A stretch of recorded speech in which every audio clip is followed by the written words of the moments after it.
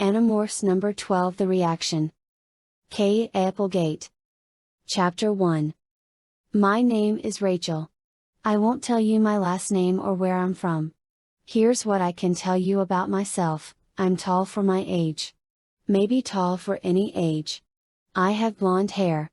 I like gymnastics, shopping, and a good fight with bad guys. Not necessarily in that order.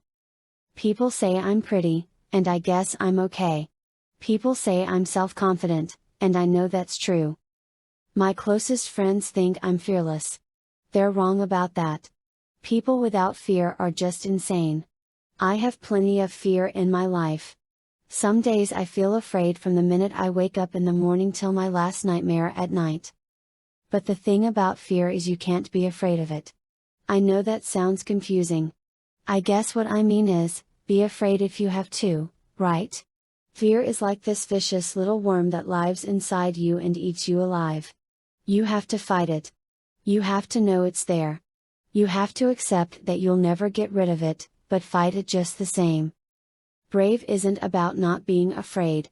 It's about being scared to death and still not giving in. That's all any of us do. Any of us Animorphs. We just try not to give in. And in the middle of it all, in the middle of all the danger and betrayal and fear, we try to hold on to what's normal and good. Have to keep up with the homework. Have to be ready for that pop quiz. Have to still listen to music and watch TV and maybe go to a movie. You know what I mean? When you live in an insane world, you have to hold on to the little things. There are 6 of us. 5 humans, 1 not so human.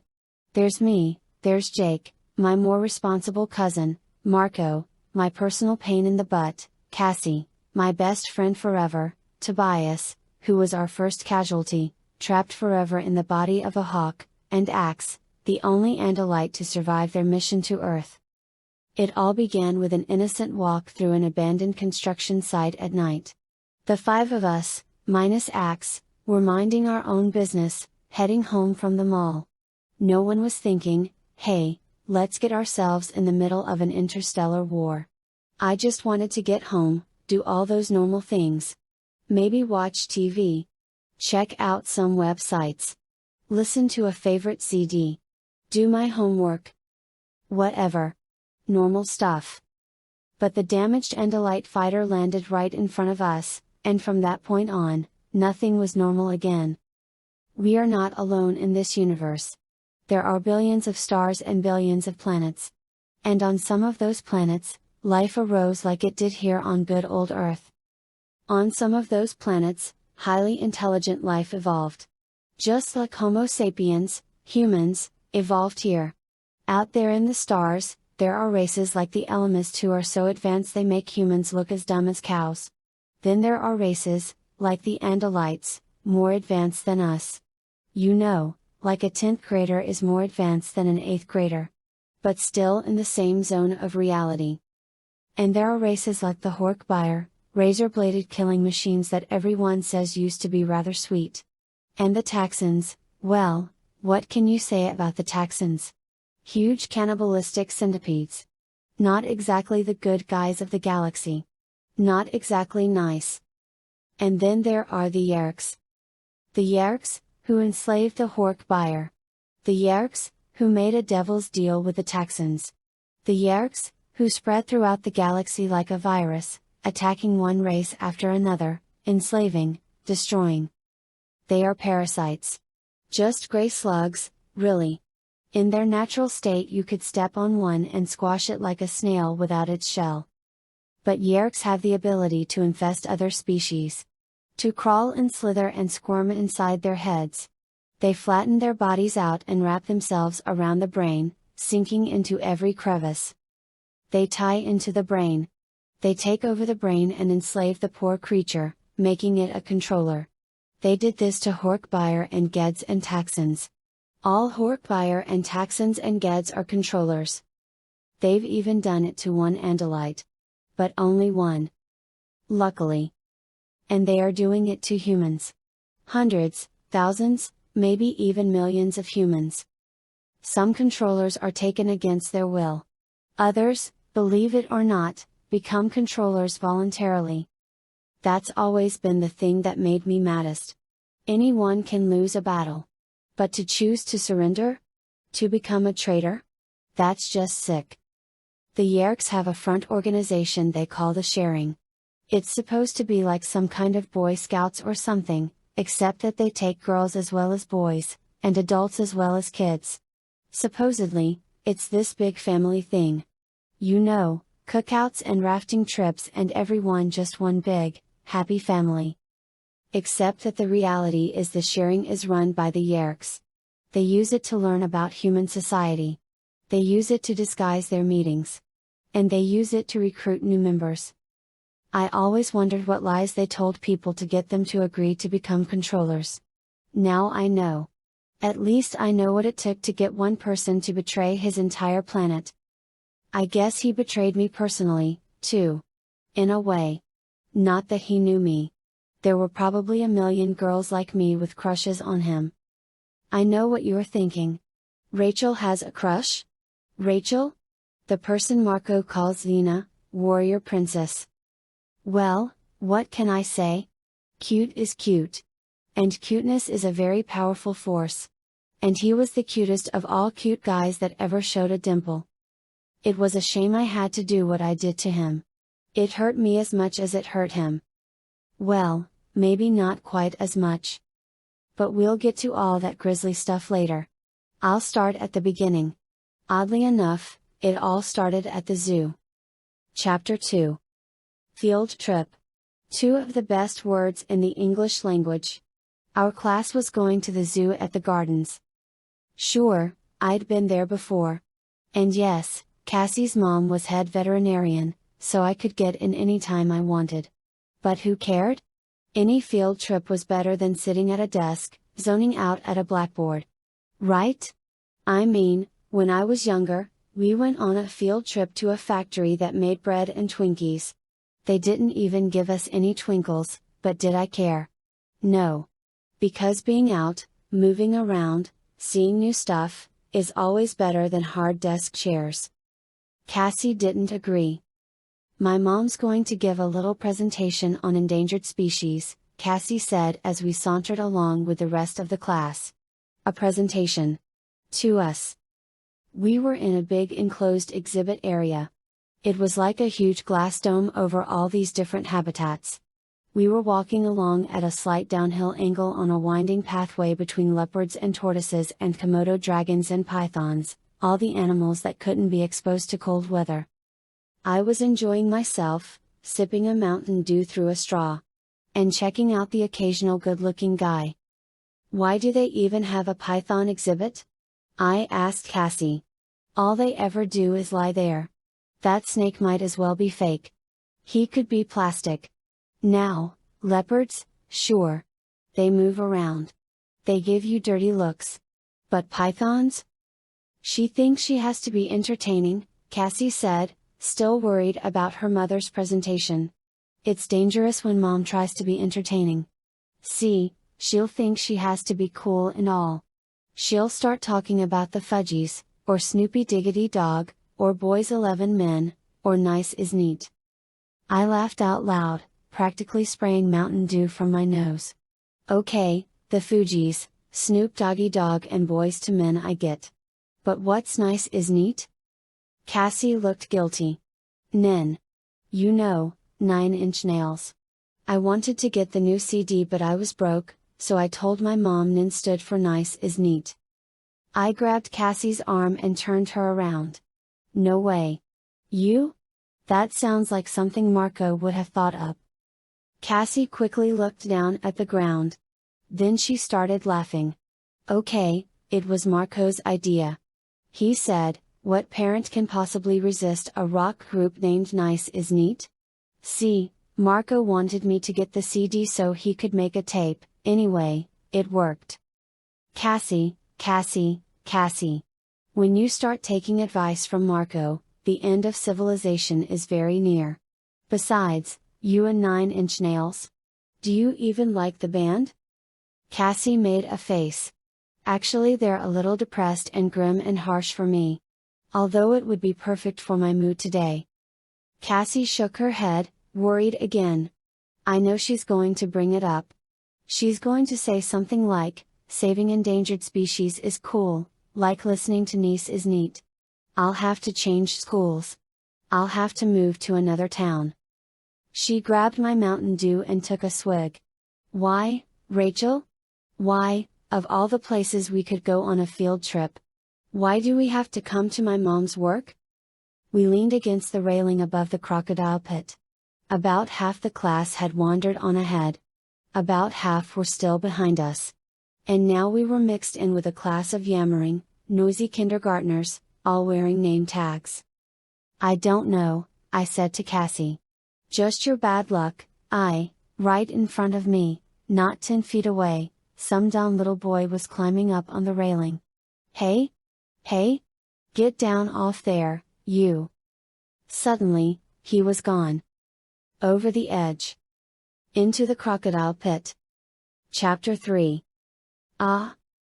The little boy screamed and suddenly everyone was silent. Then, a split second later, everyone was yelling. Me, Cassie, adults, the teachers and parent volunteers with the kindergarten. Help! Help! He just fell in. I couldn't stop him. I didn't even see. Tyler! Tyler! Are you all right? Cassie grabbed my arm to get my attention. She stared into my eyes, making sure I heard her. I'll get help. I'll be right back. Don't do anything dumb, Rachel. Don't? She sprinted away. I leaned far out over the railing. Everyone was pushing to get a view of the kid named Tyler. But no one could see him. He had fallen straight down and rolled into a shallow alcove at the base of the wall. The way the habitat was set up, there was a sort of island in the middle. Around it was a moat or stream or whatever you want to call it. Just below me, at the bottom of the wall, was a second dry area. I guess that's where the crocodiles went when they didn't want people staring at them. There were 6 crocodiles in that pit. All 6 were lying peacefully on the center island, surrounded by the water. They had all been sleeping. They'd been as still and boring as the sleeping python. But now I saw one crocodile eye open. It was a large brown eye with a black slit for a pupil. It was a sly, ruthless eye. If the crocodiles moved for the kid, it would all be over long before help could come. Another croc opened his eye and turned his head toward the boy. Oh, man, I groaned. I took a deep breath. I didn't have any morph that could take on a 15-foot-long crocodile. Not my grizzly bear morph. Not even my elephant morph, probably. And even to save a life, I couldn't morph in public. Which just left 2 choices. Do nothing, and let the crocodile hurt the kid. Or do something really dumb. I chose dumb. Look! Over there! I screamed as loud as I could, pointing wildly. Every head turned to look. I jumped onto the railing, balanced myself like the amateur gymnast I am, then leapt with a branch of a fake, concrete tree overhanging the pit. I grabbed the branch. Just like the uneven parallel bars, only it tore at my palms. I swung, then dropped to a lower branch. I scraped my right forearm bloody, but I caught the branch, killed my speed, and dropped the last 10 feet to the floor of the crocodile pit. Oh my God! That girl fell in, too. No, she's trying to save the boy. Don't be a fool, someone yelled. Too late, I thought grimly. I was standing on sand.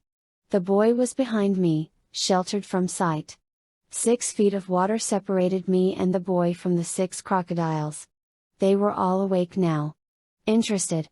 Not sure whether they should come on over and eat us or not. And that's when I saw the reason they were unsure. See, there weren't 6 crocs in the exhibit. There were 7. The 7th was lying just inches away. And he was large. Large enough that if this big monster didn't want to share his prey, the other crocodiles were not going to make him mad by trying. He was huge. Oh, man, was he huge. Nice crocodile, I whispered. He stared at me with brown-yellow eyes that almost seemed to be laughing. Of course he was laughing. He thought he only had one human to chomp. Now he had two. Then he charged. You wouldn't think something that big, with those stubby little legs, could move that fast. But he was on us like lightning. Straight at me.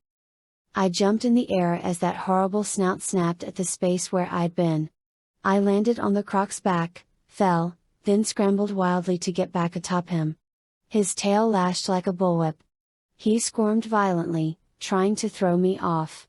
His huge, gaping jaws reached back, daring me to come in range of his sharp, uneven, snaggly teeth. I had one tiny hope. Just one.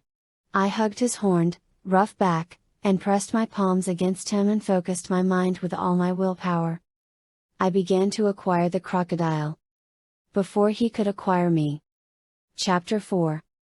Acquiring. That's what we call it when we absorb the DNA of a creature.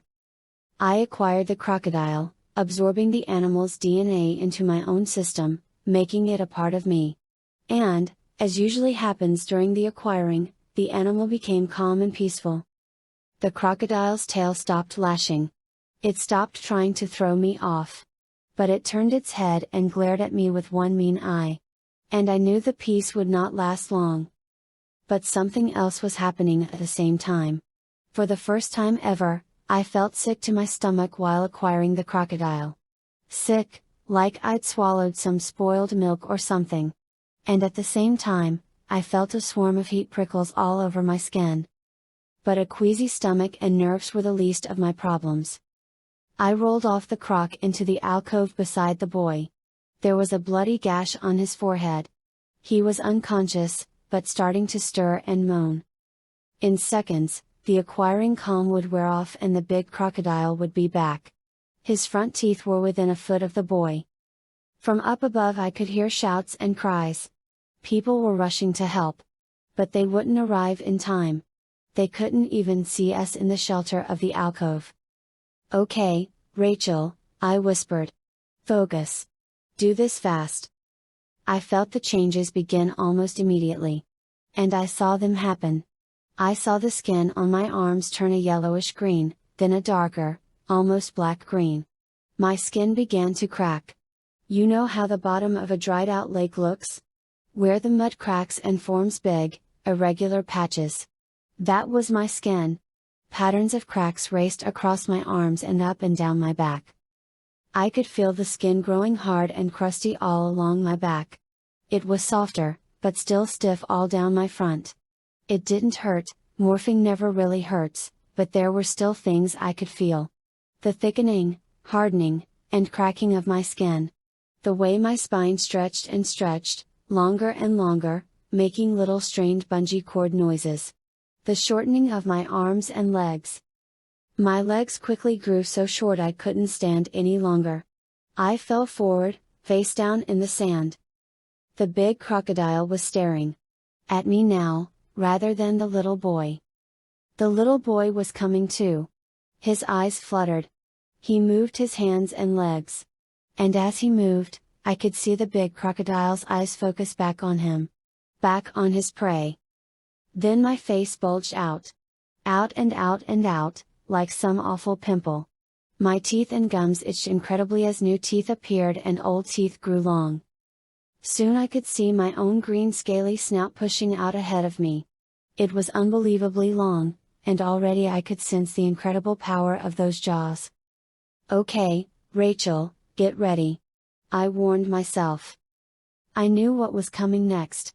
As the physical changes were completed, the crocodile mind would appear. It's part of morphing. The mind and instincts of the animal exist right along with your own mind and thoughts. And sometimes they can be terribly hard to control.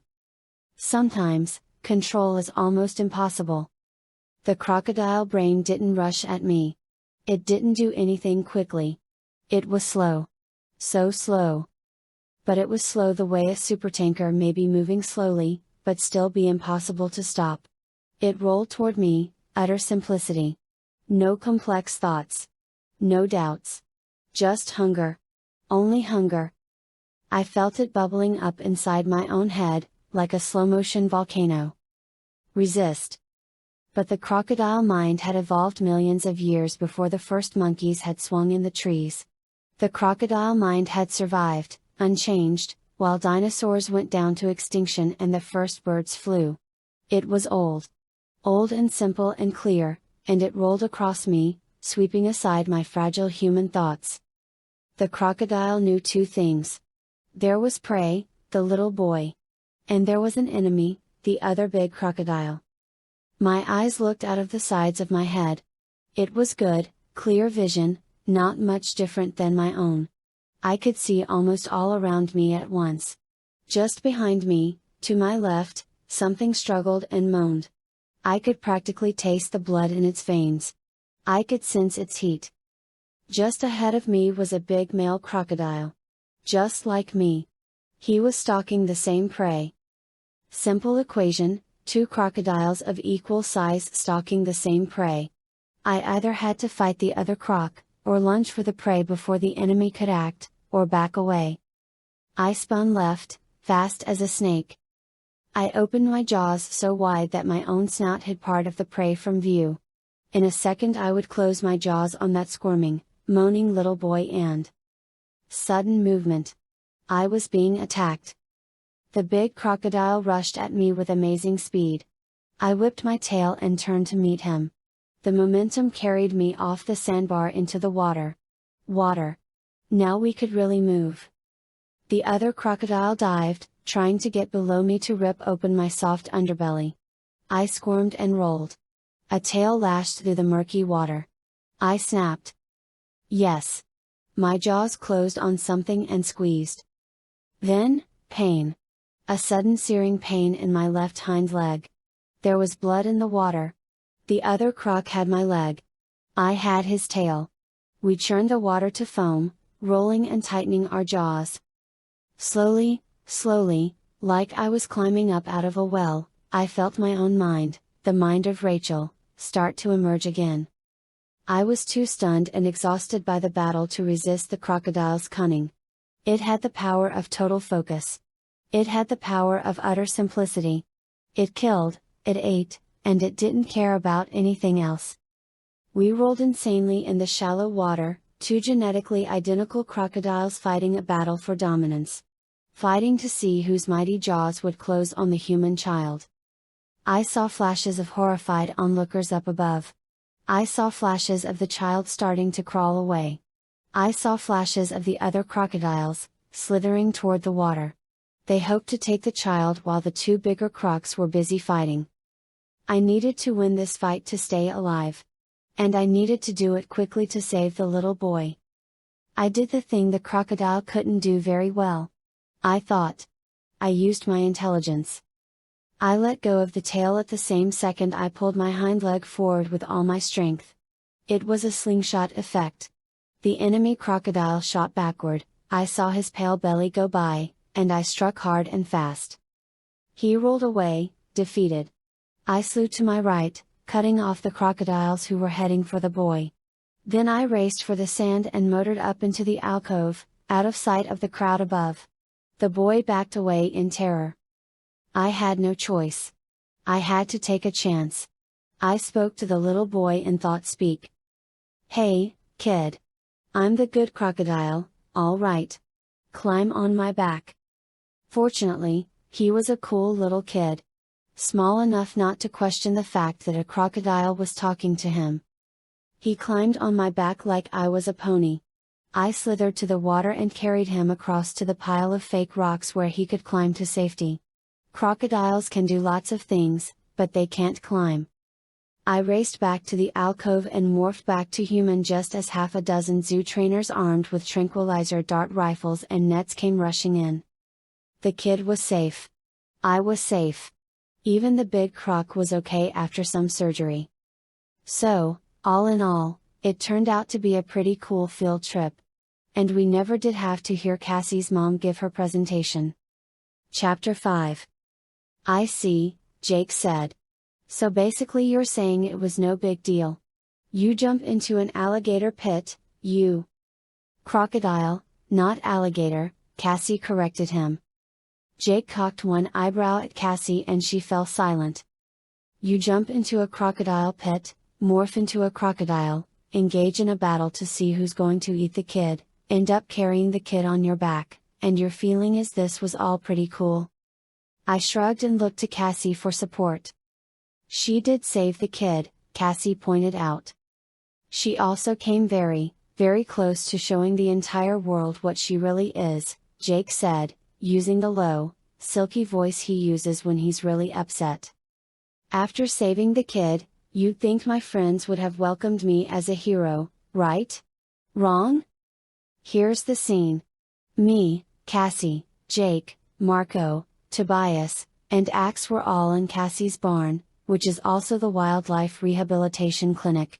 So picture cages everywhere, stuffed with every kind of injured, sick, messed up raccoon, squirrel, duck, wild pig, bat, skunk, fox, eagle, and deer. Jake was pacing back and forth, which he also does when he's upset.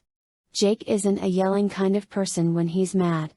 He's a grinding his teeth, pacing, and talking in a low silky voice kind of person.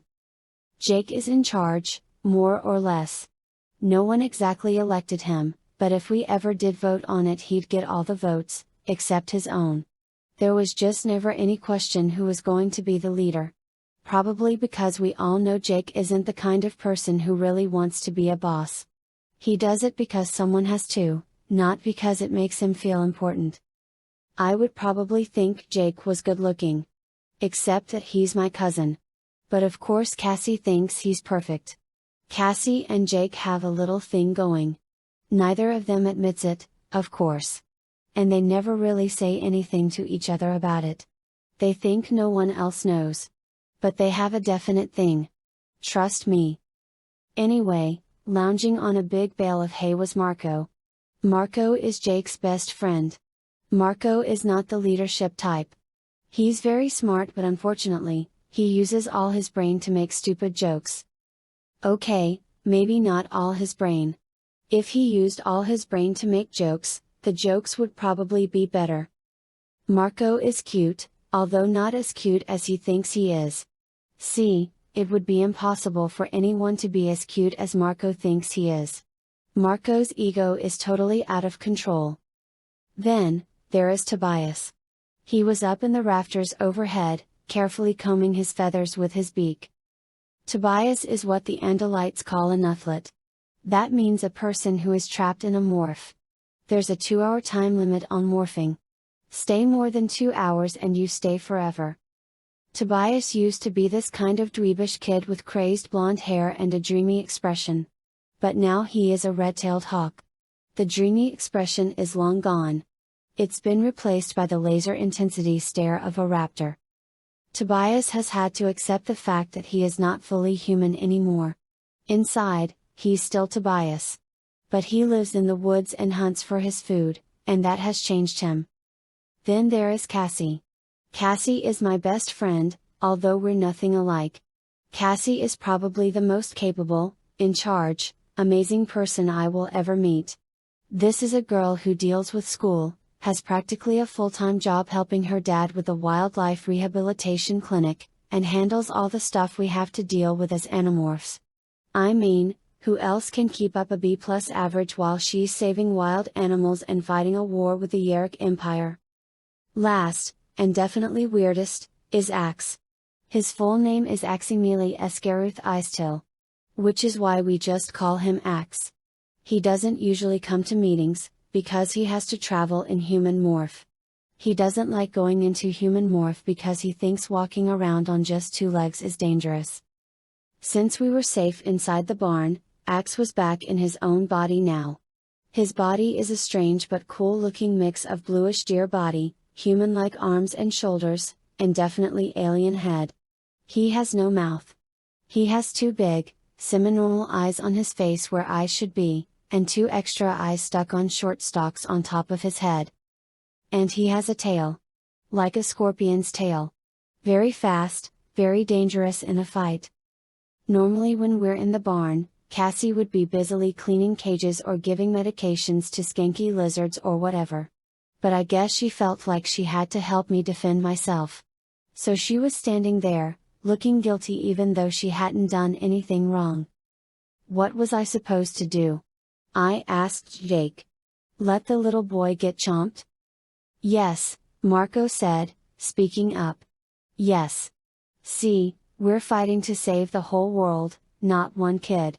And you endangered all that by trying to be the offspring of Xena, warrior princess and Superman. Xena and Superman have a child?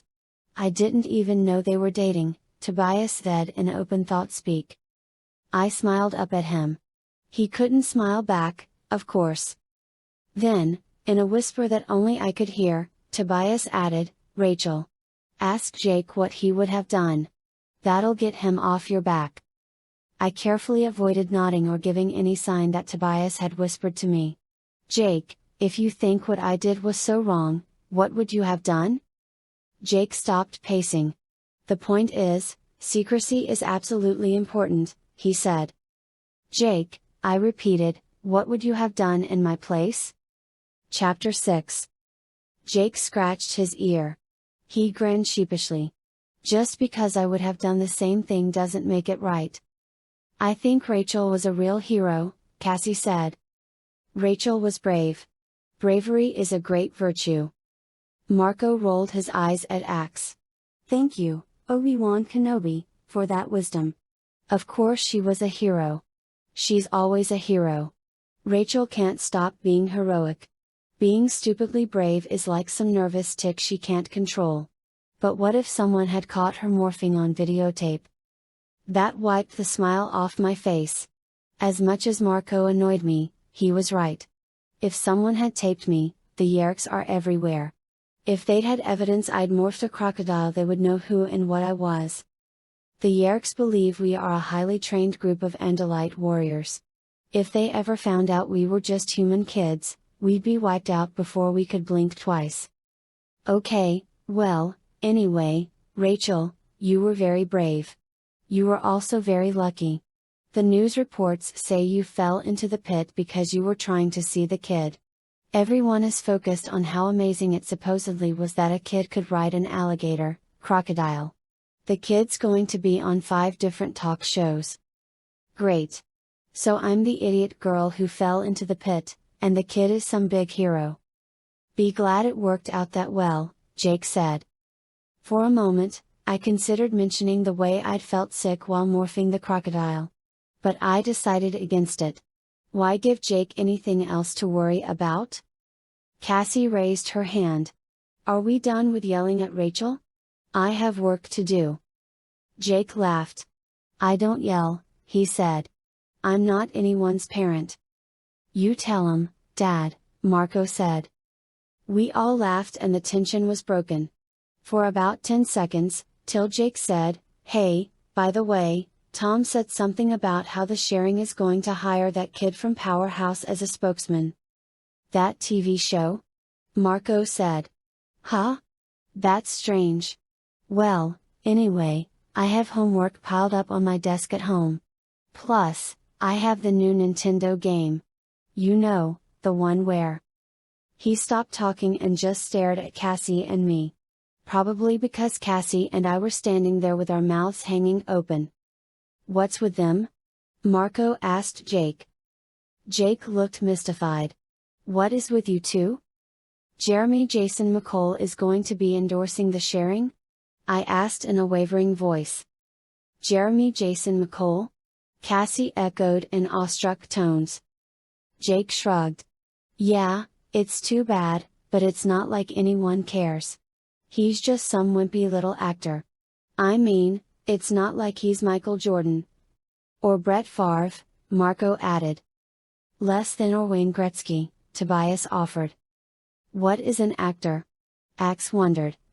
Or anyone else important, Jake concluded. He's just an actor. I mean, he's a dork. What is a dork? Ax asked. That hair. Tobias said derisively. I love his hair, Cassie said. Plus he's even shorter than I am, Marco said. The difference being that Jeremy Jason McCole is cute, I said. He's more than cute, Cassie said. He is the single cutest boy on the planet. He's in every magazine, I said. Teen, YM, 17. Wussy Weekly, Midget Monthly, The New Dork Times, Marco added. He and Jake exchanged a high five. I ignored Marco. I almost always do. Instead, I made sure Jake was paying attention, and I said, Jake, you're not getting it. About half the girls in our school have a poster of Jeremy Jason McCole in their bedrooms or in their lockers, or both. He is the #1 cute guy in the country. He has like 20 websites just about him. If he endorses the sharing, it would be as if, I looked to Cassie for help. As if the entire female cast of Baywatch endorsed something, Cassie supplied. Yeah. Like that. Jake's smile evaporated. You're saying this actor kid has that kind of influence? He has that much power. Marco said. He has Baywatch level power. Yasmin Bleeth power. Tobias echoed. Bleeth? Ax echoed. Is that a word? If Jeremy Jason McCole becomes a spokesman for the sharing, they'll be signing up girls like crazy, I said. Then this is serious, Jake said. Yeah, Jake, it is. We have to stop this from happening. Cassie sent me a sly, sidelong glance. Of course, we might have to actually meet Jeremy Jason in order to save him. We have to do our duty, I said. I mean, for a start, we have to find out if he's already a controller. And we probably have to meet him to do that. Get close to him. Very close. Absolutely. Mom. The two of you are making me sick, Jake said. Chapter 7. Reruns of Powerhouse came on every night at 7. Just after the news. I watched it with my two little sisters, Sarah and Jordan. Sarah was too little to care one way or the other about boys. But Jordan was closer to my age. You think Jeremy Jason McCole is cute? I asked her. On a scale of 1 to 10? Maybe about 1,000. I nodded. Yeah. He is cute. He's even cuter than that guy Marco. You know, the one who's cousin Jake's friend?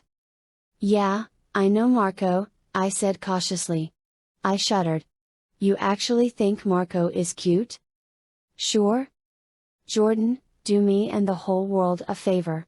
Never, ever tell him. As if. But you don't think he's as cute as Jeremy Jason, right? Of course not. Jeremy Jason is famous. Oh. Well, let me ask you something. If you thought there was some club you could belong to, that would mean you might get to meet Jeremy Ja. She leapt up. What club? What club? What club? Which answered my question.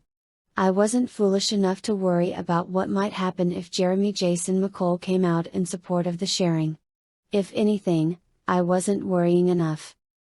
If using Jeremy Jason worked at recruiting girls into the sharing, what would the Yerks do next? I watched Powerhouse with a whole new outlook, knowing what I now knew about one of its stars. Was it really possible that someone like Jeremy Jason McCole could be a controller? No way. And if I did just happen to save him from being taken by the Yerks? Well. After dinner and after Powerhouse, I went up to my room to attack my backed up homework. I had a paper due and it was supposed to be 5 pages long, at least. I had maybe 4 pages worth of material. So I played with fonts and margins until my 4 pages could more or less fill 5 pages. Then I hit print and hoped my teacher wouldn't figure out what I'd done. Rachel? I'm running down to the store for some milk, my mom yelled up the stairs. You're in charge. I dropped out of the word processing program and logged on to the internet. I opened my window since it was a warm night out and Tobias sometimes flew by in the evening. Then I started checking out the various websites for Jeremy Jason. Know your enemy, I muttered under my breath. Not that I could really think of Jeremy Jason as my enemy. I had to wait through several busy signals to reach his own actual home page. My screen filled with a picture of the actor. Way too cute to be a controller, I said to no one. I scrolled down and found a button for his biography. It was 2 pages long. I printed it out. Then I clicked on his schedule of appearances. It was slightly out of date. I scrolled down the page. Then, whoa! Whoa! I stopped and scrolled back. There it was. The 24th. Jeremy Jason was doing the Barry and Cindy Sue show on the road. On the road, right in our town for the week. 2 days from now. He's going to be here. Here? I snatched up the portable phone. I speed dialed Cassie. He's coming here. Who? What? Jeremy Jason. He's going to be on the Barry and Cindy Sue show when they come to town. No way. Oh, yes. Definitely yes. I hung up and started to click to another website to confirm the news. I felt like I couldn't breathe. I was majorly excited. I know, it isn't really cool to get all mental about a TV actor, but Jeremy Jason McCole was like my first crush going back to when I was 10. I took a deep, steadying breath. But I couldn't quite do it. My breathing was short. Rough. Like I was being squeezed. A swarming feeling of heat needles spread across my skin. This wasn't about Jeremy Jason. There was definitely something wrong with me. I couldn't breathe. I sucked in air and pushed myself back from the computer. And that's when I noticed my hand. My right hand was green. A dark, mottled, reptile green. Chapter 8. What the? I held up my left hand. It was green, too. Getting greener as I watched. Getting rougher. Changing. Morphing. There were scales forming on my skin. Crawling up my arms. I bolted from the chair and raced for my full-length mirror. My face was just beginning to bulge out. A huge, long, black-green snout. This is something you never want to actually see. Yeah? I yelped. The swelling bulge split open to reveal a row of long, yellowed teeth. CRCKKK. I started to say, but my mouth was no longer human enough to make human sounds. My legs shriveled as I watched helplessly. I fell forward onto the floor. The huge tail was surging behind me. I felt my spine stretching. No. I hadn't decided to morph. And yet I was morphing. At warp speed. I was on the floor of my bedroom, turning into a murderous, 20-foot-long crocodile. Morph out. I ordered myself. Morph out. But the transformation continued. I was too big for the room. My snout was pushed into one corner, while my tail stretched out under the bed and curled in the far corner. What was happening to me? If Jordan or Sarah or my mother walked into the room, my secret would be out. Worse yet, I wasn't sure I could control the crocodile. It was hungry. Focus, Rachel. Focus. Morph out. Go human. But I wasn't morphing out. At least, not back to human. Instead I began to notice a completely different kind of change. My body was narrowing in 2 places. I was cinching up. Forming 3 different body sections, head, abdomen, and thorax. I was becoming an insect. And that's when I became afraid. See, it's impossible to morph straight from one animal to another. Or at least it's supposed to be impossible. But I was definitely morphing. And I was not morphing to human. I was still a huge crocodile, but my massive crocodile head was connected to my body by a tiny, narrow neck. And the area connecting my squat crocodile body to my fat crocodile tail had narrowed so much it was the size of a human wrist. This can't be happening. I cried to no one. This has to be a dream. But I'd had dozens, maybe hundreds of awful morphing dreams. And they'd never been like this. I could hear my bones squishing as they turned to water and disappeared. I could see the black-green crocodile scales turn dark brown, almost black, as an insect's exoskeleton grew over me like armor. Huge spiky hairs shot like daggers from my back. My big teeth melted together, solidified, blackened, and reformed to become a long, vile-looking tube. 2 new legs spurted from my sides. 2 spiky, multi-jointed legs. I knew all these changes. This was a morph I had done before. But never like this. I was on my way to becoming a fly. But because morphing is never logical, I was a gigantic fly. I was becoming a fly before I'd had a chance to shrink. Then the shrinkage kicked in and I was spiraling wildly downward. I was going from 25 feet in length to less than 1/4 of an inch. I wanted to scream for help. But who could help me? No one. No one. Suddenly my reptile eyes bulged and popped out like balloons. The world around me was shattered into 1,000 tiny pictures. I had the compound eyes of a fly. My mind was reeling. It had to be a nightmare. This wasn't possible. It had to be some awful dream. I was shrinking so fast that the corners of the room seemed to be racing away from me. The wood grain grew large and dark and clear. The cracks between boards were growing as wide as ditches. And then, with a sickening lurch, I realized I had stopped shrinking. I was growing again. The wood grain grew smaller. The cracks shrank. And I grew. And grew. And grew. My extra legs were gone. I had just 4 now. 4 legs growing thicker and taller and thicker and taller. Oh, please. Someone help me. Sprowing. Sprowing. The springs in my mattress popped as my bulk crushed them. I was too big for the room. Bigger even than the crocodile. My bookshelves fell over. My desk slammed against the wall. Sparks shot from my computer and the screen went blank. Too big for the room. I was big enough to be weighed in tons, not pounds. I was morphing a full-grown African elephant. In my small bedroom. Crrrrreek. Oh, no, I whispered. I could feel the floor literally sinking under my impossible weight. My head was shoved up against the ceiling. Crrrrunch. With a scream of twisting wood, the floor gave way. A sickening drop. And? Crrra boom. I was, very suddenly, in the kitchen. Chapter 9. Crash. Crunch. I staggered and fell against the rubble of my room and the even bigger mess of the kitchen. It was chaos. Nothing made any sense. The stove sat at a ridiculous angle with a 2x4 piece of lumber spearing through its glass door. The refrigerator was open, with all its contents spilled out. A gallon of milk glubbed all over the place. Sarah. Jordan. Had they been in the kitchen? Had my mom? Oh, God. No one could have survived being crushed under this mess. Rachel. Rachel.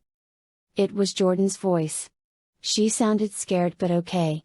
And my elephant ears told me she was not in the room with me. She was out in the hallway. She couldn't see me through the rubble. I couldn't answer. I didn't have a human mouth or throat. Could I get out of morph? I had to try. I focused my mind on my own body. My human self. And slowly at first, then faster, I began to shrink. Suddenly the boards and sheetrock were no longer pressing in so tightly around me. In the hallway I could hear Jordan saying, 911? We have an emergency. Our house fell in. I would have laughed, if I'd been sure Sarah and my mother were both safe. Then I remembered, my mother was out. That just left Sarah. Meanwhile, I began to see the best sight in the world, human flesh emerging from the thick gray skin of the elephant. I was still on all fours, but I could see fingers beginning to grow from the massive elephant feet. Rachel. Rachel, where are you? Sarah's voice this time. She must have taken the phone. I breathed a huge sigh of relief. Yes, get here right away. Please. I think my sister is trapped. My trunk slurped up into my face, leaving my tiny human nose behind. I cleared my throat. Could I talk yet? Jordan? I said. Yes. It was my voice. My own human voice. Rachel? Is that you? Well, who else would it be? I asked. I didn't mean to sound sarcastic. I was scared half to death, and I get snippy when I'm scared. That's Rachel, all right, Sarah said. Are you okay? I'm bruised up, I said. But I guess I'll live. Had I been in human form when the floor collapsed, I'd have been dead or on my way to a long stay in a hospital for sure.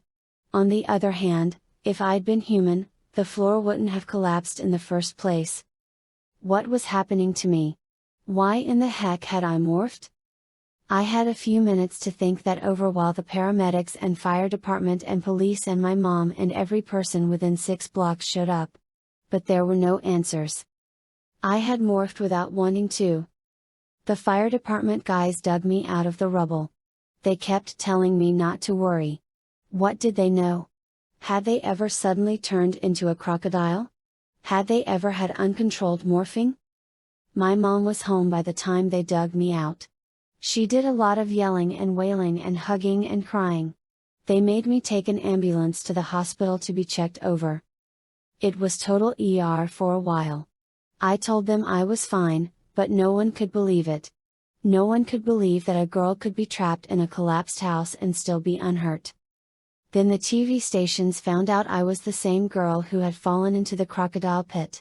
So for about an hour after that I had to answer really stupid questions from reporters who shoved cameras and lights in my face. I sat there on the hospital bed, wearing the black leotard I wear for morphing, entirely surrounded by microphones being jabbed at me.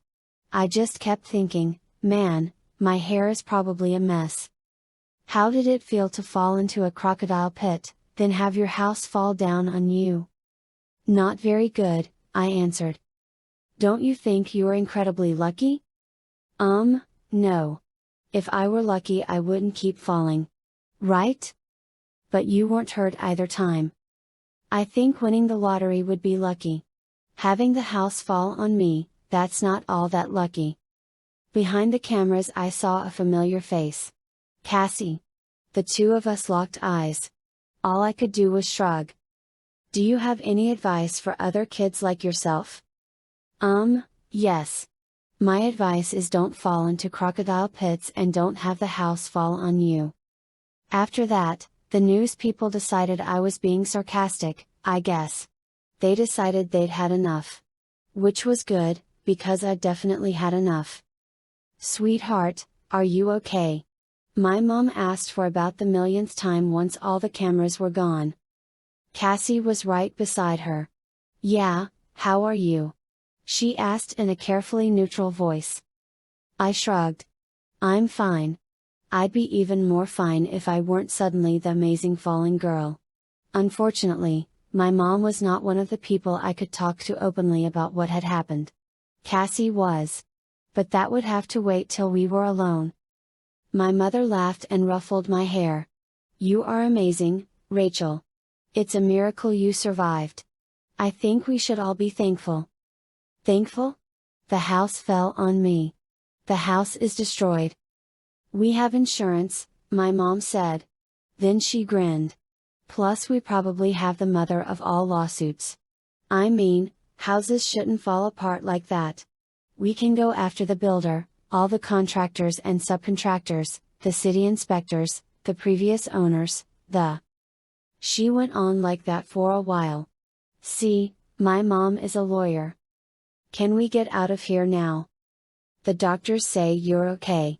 But the question is, where do we go? We can't go back to the house and... Daddy. I caught sight of him looming up behind Cassie. My parents are divorced. My dad lives in another state now, but I get to see him once a month. Most months, anyway. Hi, Dan, my mom said in the fake nice voice she uses with my dad.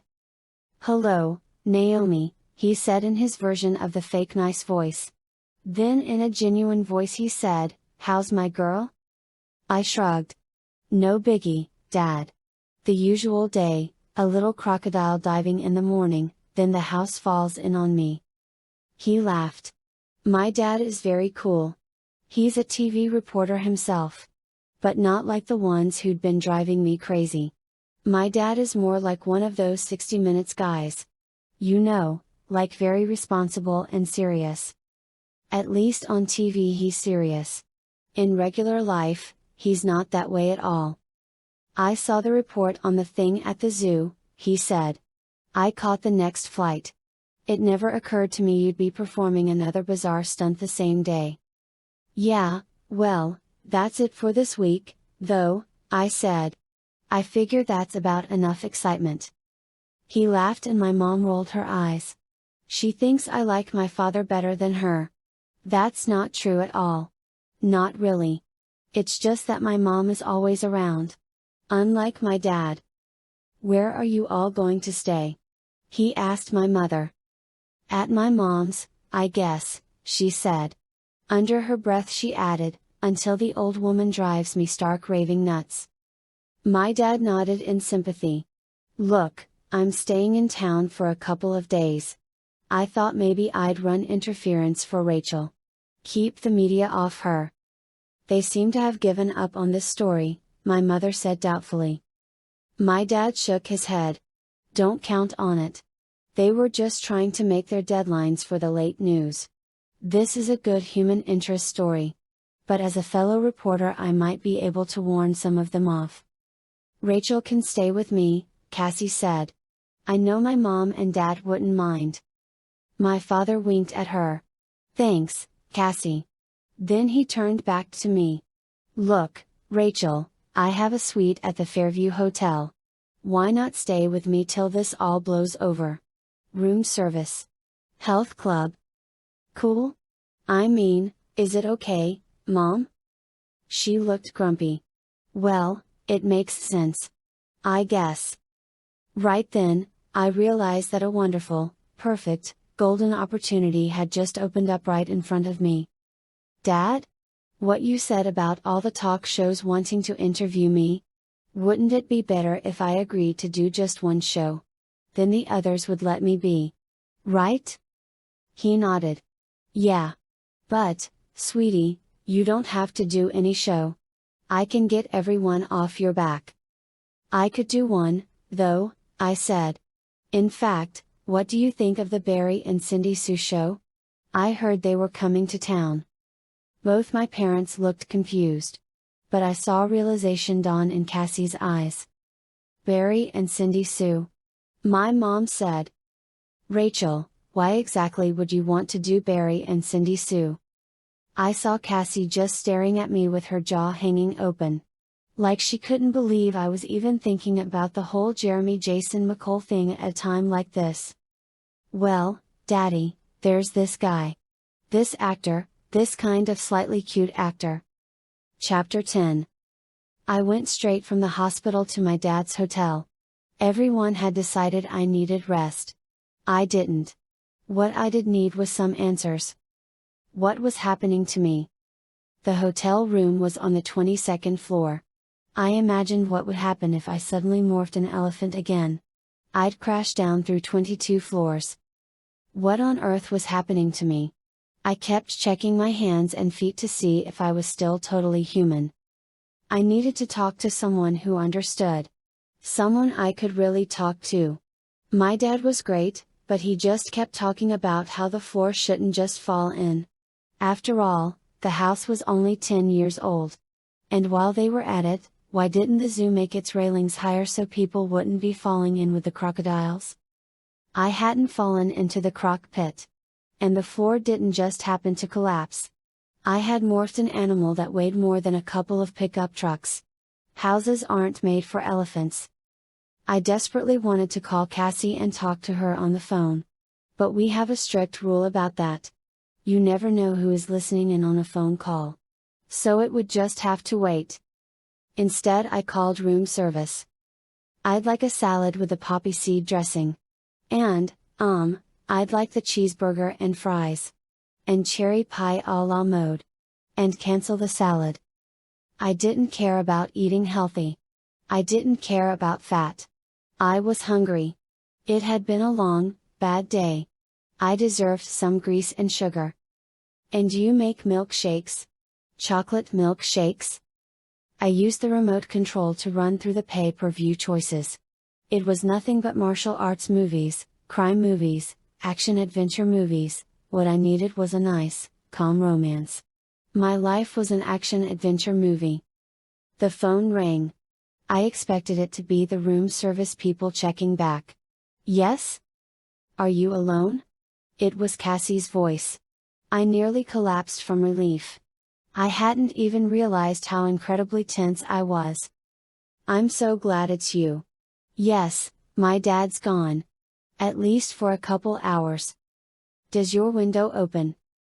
I got up and checked. The window slid open easily. Yes. You coming up? Give me 5 minutes. Flit the lights a couple of times so I know which window is you. I spent the 5 minutes calling down to room service and ordering the salad again. And another piece of pie. For Cassie. I was expecting her, but I was still a little startled when a great horned owl came flying in through the window. All clear? Cassie asked anxiously. Yeah. But hurry up and morph out. Room service is coming. Morphing is never pretty to watch. In fact, it can be the most horrible thing in the world. If you weren't expecting it, and just saw it happening for the first time, I promise you'd run screaming like a lunatic. Especially some morphs. Trust me, you don't ever want to see a person become a fly or a spider. You think you've seen scary stuff on TV or in horror movies? Huh? Watch your friend turn into a bug. That will fill your dreams for a few weeks. But if anyone can make morphing not totally vile and horrifying, it's Cassie. Cassie has a natural talent for it. A natural ability. So she looked almost normal as the feathers sank into her skin and disappeared. It didn't even seem too bizarre when her own legs grew huge and tall from the owl's short, deadly talons. It was her head that changed last. Cassie has the ability to do that, sort of control the order things morph. I can't even come close. Even Ax can't do it. Finally, the big owl eyes became Cassie's own deep, dark eyes. There came a knock at the door. I held up a hand to calm Cassie. It's just room service. You like pie, right? The waiter wheeled a small table into the room. It was loaded with my burger and Cassie's salad and 2 pieces of pie and my milkshake. I signed the check and added a tip. See, I'd visited my dad in hotels before. I knew the routine pretty well. Cassie laughed when the waiter had gone. You're going to have to be rich when you grow up, Rachel. I mean, this is all so natural for you.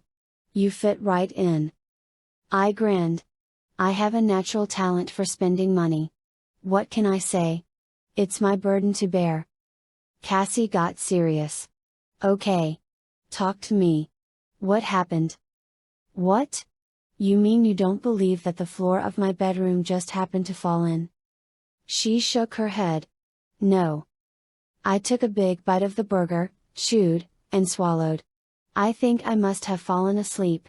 I was clicking around some websites. Suddenly, I was morphing into that big crocodile from today. I shrugged and took another bite.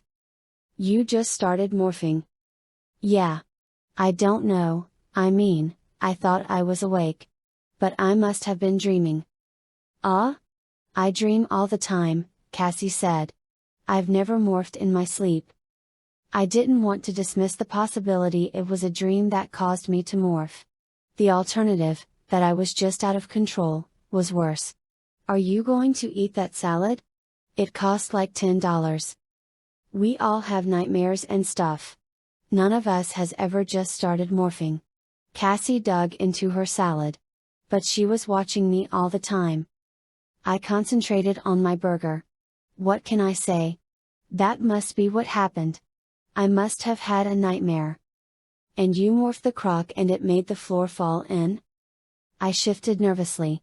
Okay, look, actually, it was my elephant morph. See, I think what happened is that maybe I just dreamed the part about morphing the crocodile. Because then I went straight into another morph, and then, when I woke up, I was an elephant. Cassie looked down at her plate like she was embarrassed. Rachel. It's me, Okay? Me? Cassie. Your best friend. I know when you're not telling the complete truth. That killed off what was left of my appetite. I put the burger down. Okay, look. I don't know what happened, alright. I was online, I was getting kind of logy the way I do when I'm staring at a computer screen. Then all of a sudden I'm going crocodile. We have to talk to Ax about this.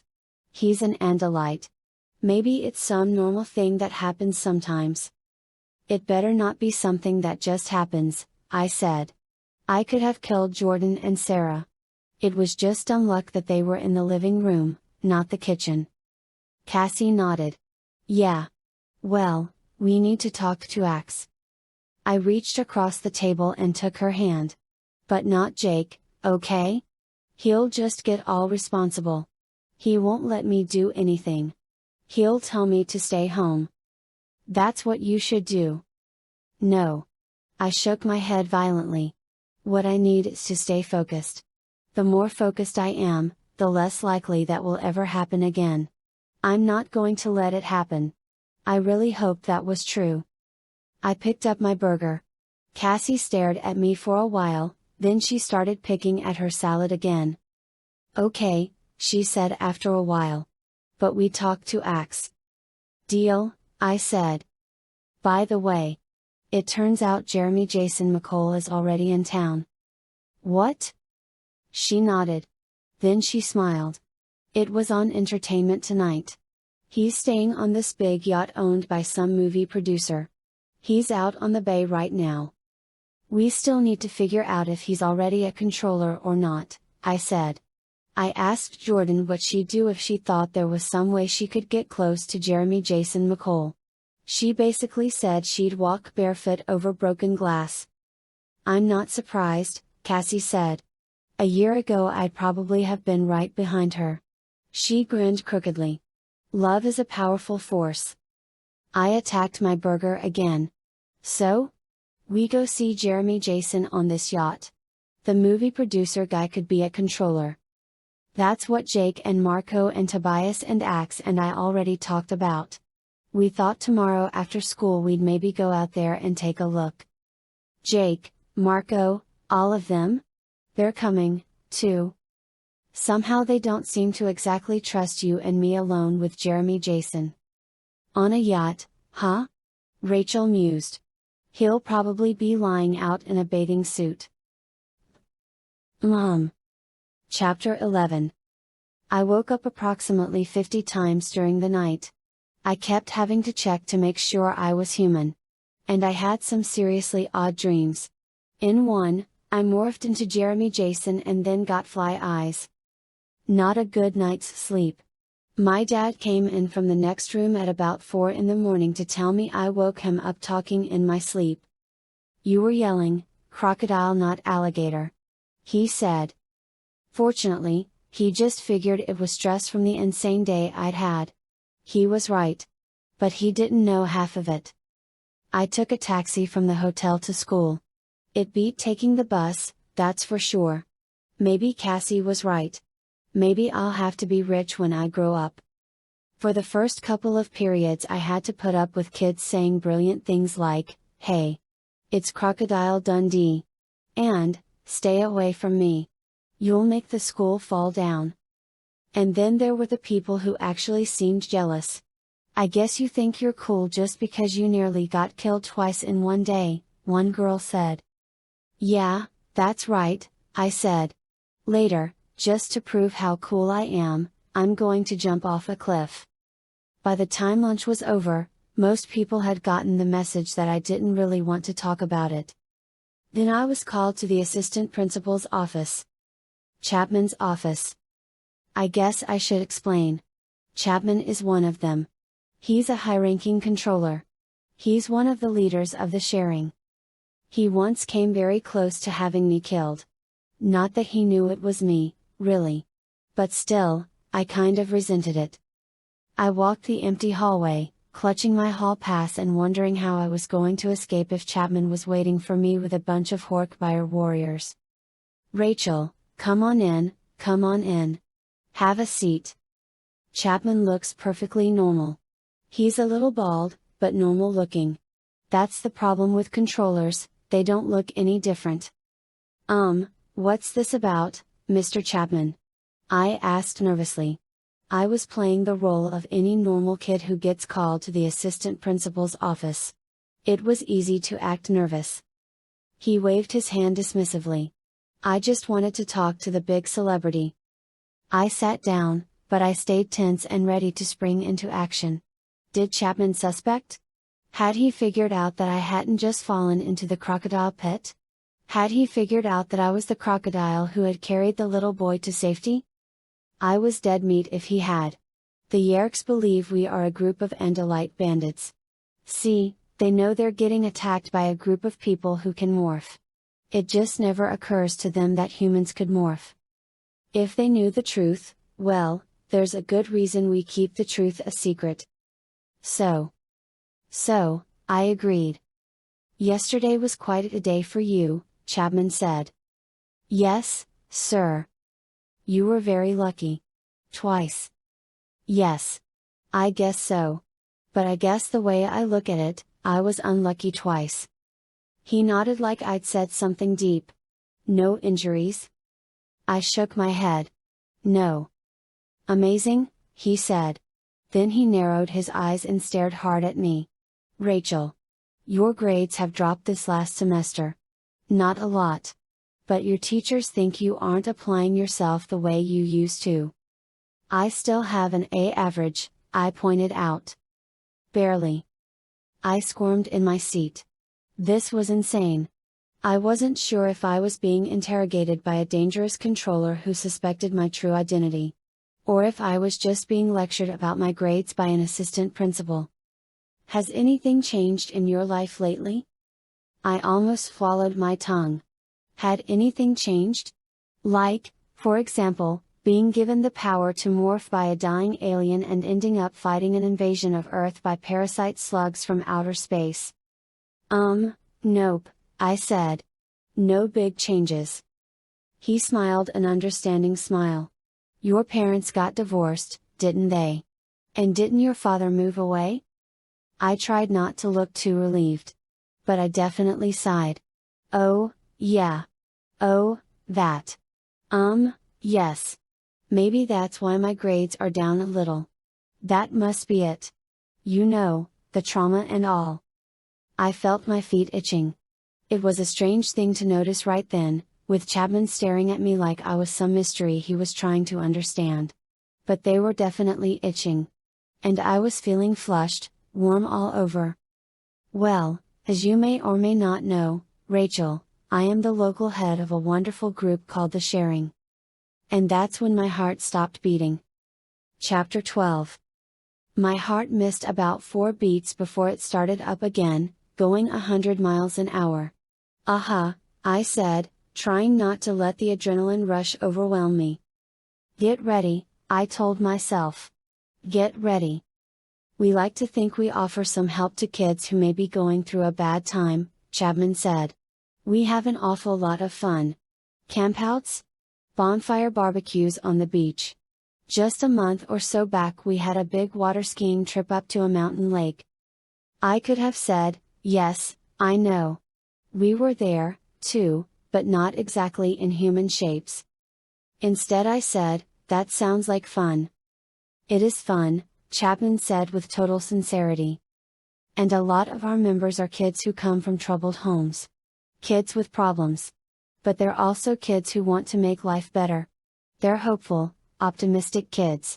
When I saw you handling yourself so well on the news last night I thought, you know, I should offer Rachel this opportunity. She's just the kind of person who could really benefit from the sharing. How did I look on TV? I asked. Very self-possessed. Very attractive and very mature. Cool? But, he sighed. I have to wonder at the same time if maybe you don't have some problems in your life. I mean, the stories all say you fell into the crocodile pit. I held my breath. Here it comes. He suspects. But I don't believe in accidents. I have to wonder if maybe you have some problems that made you, shall we say, careless. I barked out a laugh. Then I stopped myself. He thought I was suicidal. Did he think I'd sawed through the floor of my house, too? Good grief. That's why he was trying to recruit me for the sharing. He thought I was depressed or whatever. A perfect recruit for his little controller organization. Yeah, right. Where do I sign up, Mr. Chapman? Could there be a special discount on dues for Animorphs? I shook my head. No. Actually, I'm very happy. Once again, a feeling like pins and needles of warmth swarming over me. I shifted my feet. The feeling was familiar. Oh, no. Oh, no. My feet. I looked down and it took every single ounce of my self-control to keep the look of horror from my face. My feet were swelling. They were growing thick, shaggy brown fur. They were swelling and straining my shoes. The laces were strained tight. I know you say everything is fine, Rachel, but... Snap. He frowned. What was that? Snap. Nothing, I said in a squeaky voice. I heard something pop. My laces had snapped from the pressure. I shook my head. No. Anyway, what I was saying, was, Rachel? Are you listening? No, I wasn't listening. I was busy trying to see if any other parts of me were turning into grizzly bear. Because, see, that's what it was. I'd seen those feet before. They were bare feet. Yes. Yes. I am listening very closely. Oh, please. No way. I can't morph here. Not right in Chapman's office. I focused. I concentrated. Demorph. Chapman just kept droning on. On and on about the sharing. And all the while, my shoes were torn to ribbons. And my legs, from the knees down, grew shaggy with long, rough brown fur. And hard nails grew where my toes had been. Anyway, Chapman said, suddenly glancing at his watch. I'm going on and on. And you need to get back to class. What? I asked frantically. Just think about it, Rachel, Chapman said. Now, go straight back to class. No dawdling. I gulped. What could I do? I bent over and quickly stuffed the torn remnants of my shoes into my backpack. My feet were like huge, fur boots. In fact, I stood up and headed for the door. I paused with my hand on the knob.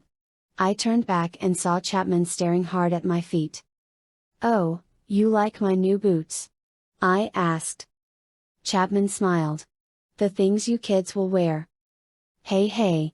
Yeah, I guess I'm just a fashion victim. I got out of there fast. By the time I made it to the girls' room, my feet had returned to normal. I walked barefoot to the gym and got my gym shoes. I was shaking more than I had from falling into the crocodiles the day before. After all, a crocodile can only kill you. Chapman is a yerk. And they can do things that make plain old death seem easy. Chapter 13. I meant to ask Ax about my little problem. I had promised Cassie I would. But right after school we had the mission. And if I'd brought it up then, everyone would have made me stay home. Maybe that would have been the smart thing to do. But it seemed to me that the sudden, surprise morphing had occurred just twice. The first time it had been a total catastrophe.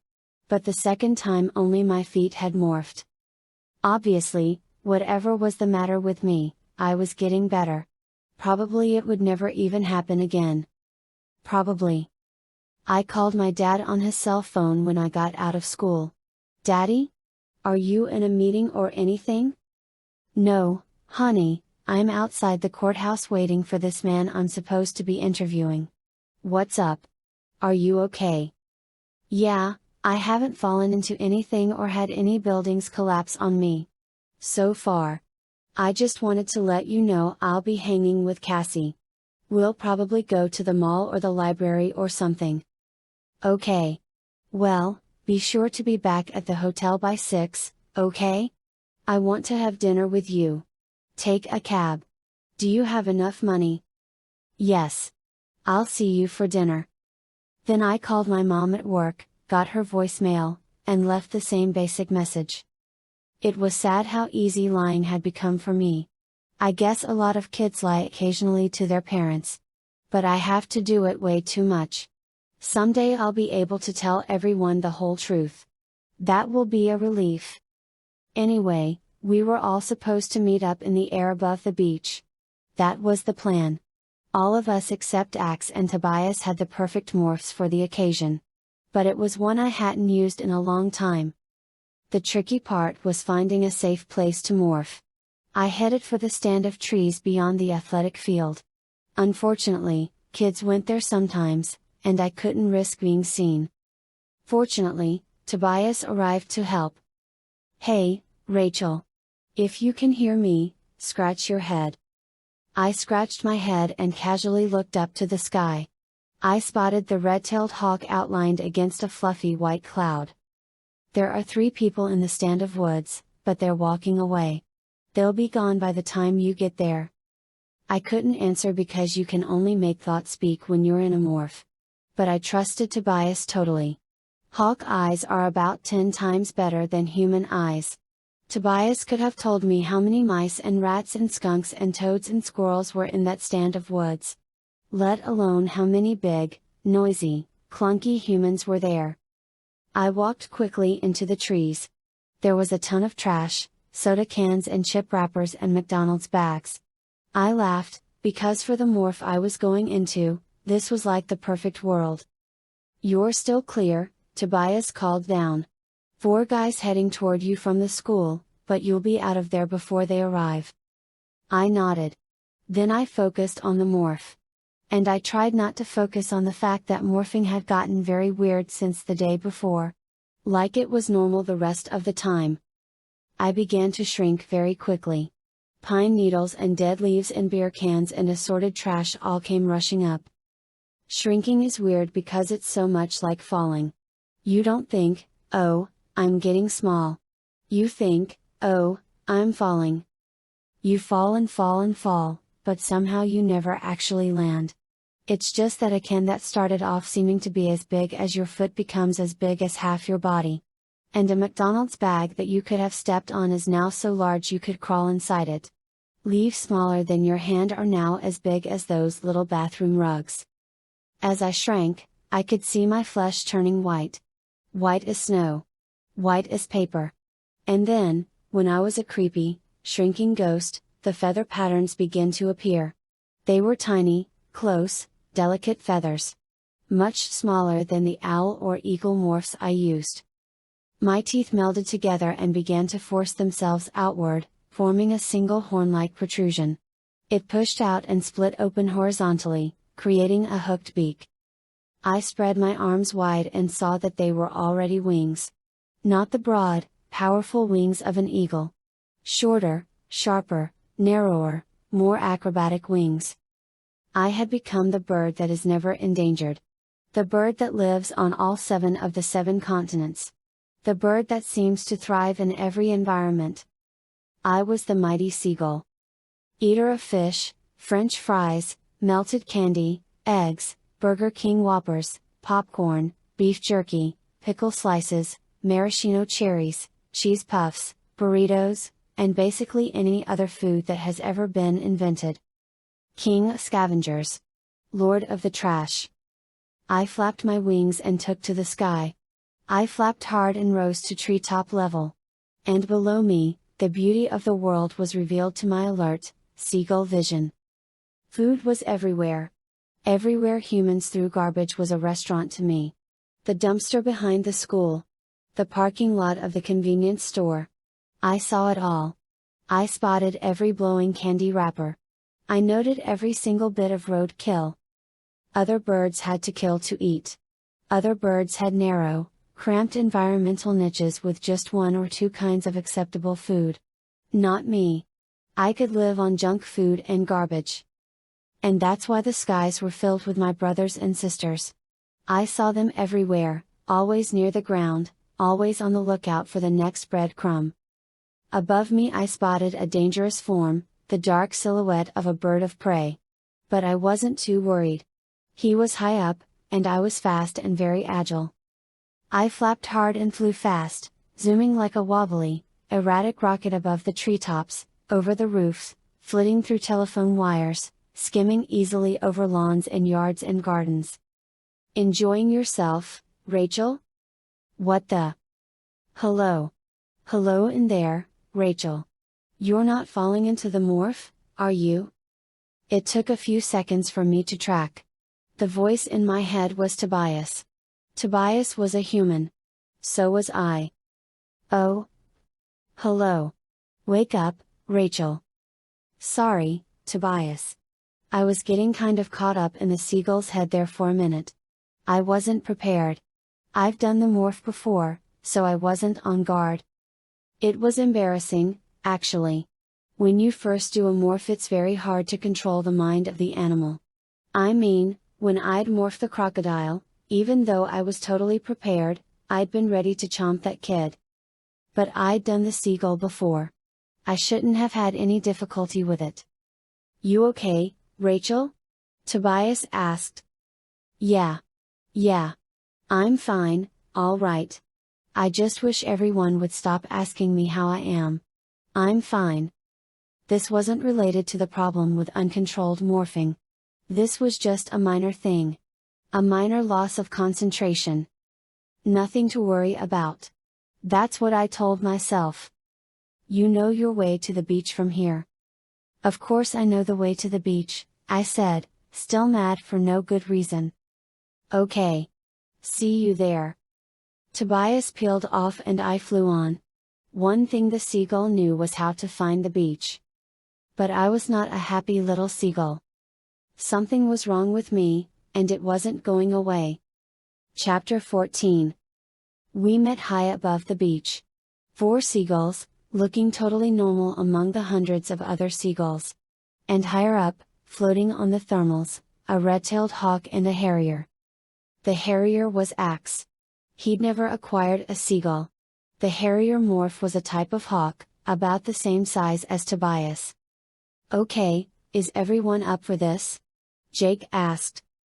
He was one of the wheeling, screaming seagulls around me, but I couldn't be sure which one. Let's do it. I said. That's what I almost always say at the start of a mission. Everyone expected me to say it. The truth was, I felt nervous and worried and totally unsure of myself. But people expected me to be all gung-ho. If I hadn't been, they'd have known something was very wrong with me. What a shock, Marco said sarcastically. Mighty Xena is ready to go. Someone alert the media. It's a major story. Oh, shut up, Marco, I said. Okay, we fly out, find this yacht, then figure out how to proceed from there, Jake said. Right? If we can find the yacht at all, Marco said. Not a problem. It's out there, maybe 3 miles, heading southeast. There are 3 people on deck. I can't see their faces. Tobias laughed. Hawk vision, boys and girls. You seagulls stick to dumpster diving. I'll take care of long-range spying. You sure it's the right boat? Jake asked. The Debris, right? There is no way you can read the name on a boat that's 3 miles out, Marco said. I've been an osprey, remember? Your eyes are good, but you're not Superman. Busted, Tobias said. Okay, I can't read the whole name on the boat. But I can see the D and I took a good guess. I'm betting that's our wussy boy actor. Good enough, I said. Let's take a closer look. It was all the usual banter before we go on a mission. It felt good to be doing something. Action was better than sitting around waiting to see if I was going to morph out of control. And I was still looking forward to actually seeing Jeremy Jason McCall. There was still the possibility we could rescue him or something. Tobias said, I better bail out on you guys. I'm not good over water. No thermals. Ax's harrier will be weak, too, but he can always morph to something else and swim back. I can't. We said goodbye to Tobias. I know he hates not being able to go with us on every mission. He feels like he's not doing enough, I guess. Which is stupid because really, no one does more for the cause than Tobias. And none of us has paid a higher price in this war with the Yerks than Tobias has. We flapped away, slowly emerging from the dogfight of seagulls in the sky. We crossed the line from sand to surf. And then we kept going, out over green water and onto the deeper blue. There was a breeze blowing against us and it was a struggle to make headway. But this was what seagulls were built to do. The seagull brain knew how to exploit every lull in the breeze. And the body was almost tireless. Ax's harrier, on the other hand, was having a harder time. Hawks are made for soaring, or swooping down on their prey. They are great at riding the thermals, the big, billowy updrafts of warm air. But they aren't distance flyers. They can't just flap their wings endlessly. But he still had better long-range vision than we did. I see the boat clearly now, Ax announced. He didn't complain, but he sounded tired. I can read the name debris very clearly. There are now 4 humans on the deck. 2 older males. 1 female of medium age. 1 juvenile male. Is it Jeremy Jason? Cassie asked excitedly. Has to be, I said. Does he have brownish blonde hair and really big blue eyes? And full lips? I added. Like Brad Pitt. Gag. Barf. Marco, of course. The hair and eyes are correct, Ax said. I can't evaluate the lips, though. How large would lips have to be in order to be Brad Pitt lips? In that Montana movie Brad Pitt's lips filled the entire screen, Marco said. In fact, I heard some people were crushed to death by Brad Pitt's lips. Bet they're fake, Jake muttered. You know how they inject, like, butt fat into lips to make them all puffy. It's so sad to hear so much jealousy, don't you agree, Cassie? It is sad, Rachel. Terribly sad. This is the worst mission we've ever been on, Marco said. I mean, I've been scared before. Hey, I've been horrified, screaming, wanting to wet myself terrified before. I'm used to that. But this is the first time I've wanted to just throw up. Rachel, I didn't think you were even capable of normal human affection, let alone pathetic hero worship. Say it, brother. Jake agreed. I think he was kidding. But I couldn't be sure. And Cassie. Marco went on. I thought you only cared about animals. Animals like skunks and snakes, and Jake. Hee hee. Okay, let's get back to business now, Jake said quickly. Jake gets embarrassed anytime anyone mentions his feelings for Cassie. And we were practically caught up to the yacht. Ax, buddy, I think you need to peel off. Change morphs and stay close by in the water. Yes, Prince Jake. Don't call me Prince. Yes, Prince Jake. Marco and I will go in close, land on the boat like any ordinary seagulls, see what we overhear, Jake went on. Rachel and Cassie, you can be backup. Stay, greater than. Yeah, right, I jeered. You and Marco go. Me and Cassie stay away. Yeah, that's really going to happen. Come on, Cassie, we're going in. I flapped hard to pull away from Jake and Marco. Ax gratefully peeled off, soaring back and away on the breeze. The yacht was very large. I don't know how big, but it was big enough that the 4 people lounging on the aft deck could have played a game of volleyball if they'd wanted to. I mean, this was not some little motorboat. Cassie and I moved behind the boat. Below us, propellers were churning the sea turquoise and white. Just ahead, we could clearly see the 4 people. One was the movie producer wearing shorts and an open shirt. I'd seen him on CNN. One was a man who stood with his back to us. The third person was a woman in a bikini. She was young and pretty. And the fourth person, yes. There was no mistaking that hair. That face. Those lips. It's him. Cassie said. Oh, yes, I agreed. Jeremy Jason McCall. Star of Powerhouse. At least he was the star if you forgot about that comedian guy who played his father. Jeremy Jason McCole, who had appeared in basically every fanzine published in the last 5 years. Most of which either Cassie or I had read. His favorite color is crimson, Cassie said. It's so cool. He didn't just say red, he said crimson. Greater than. He was born in Altoona, Pennsylvania.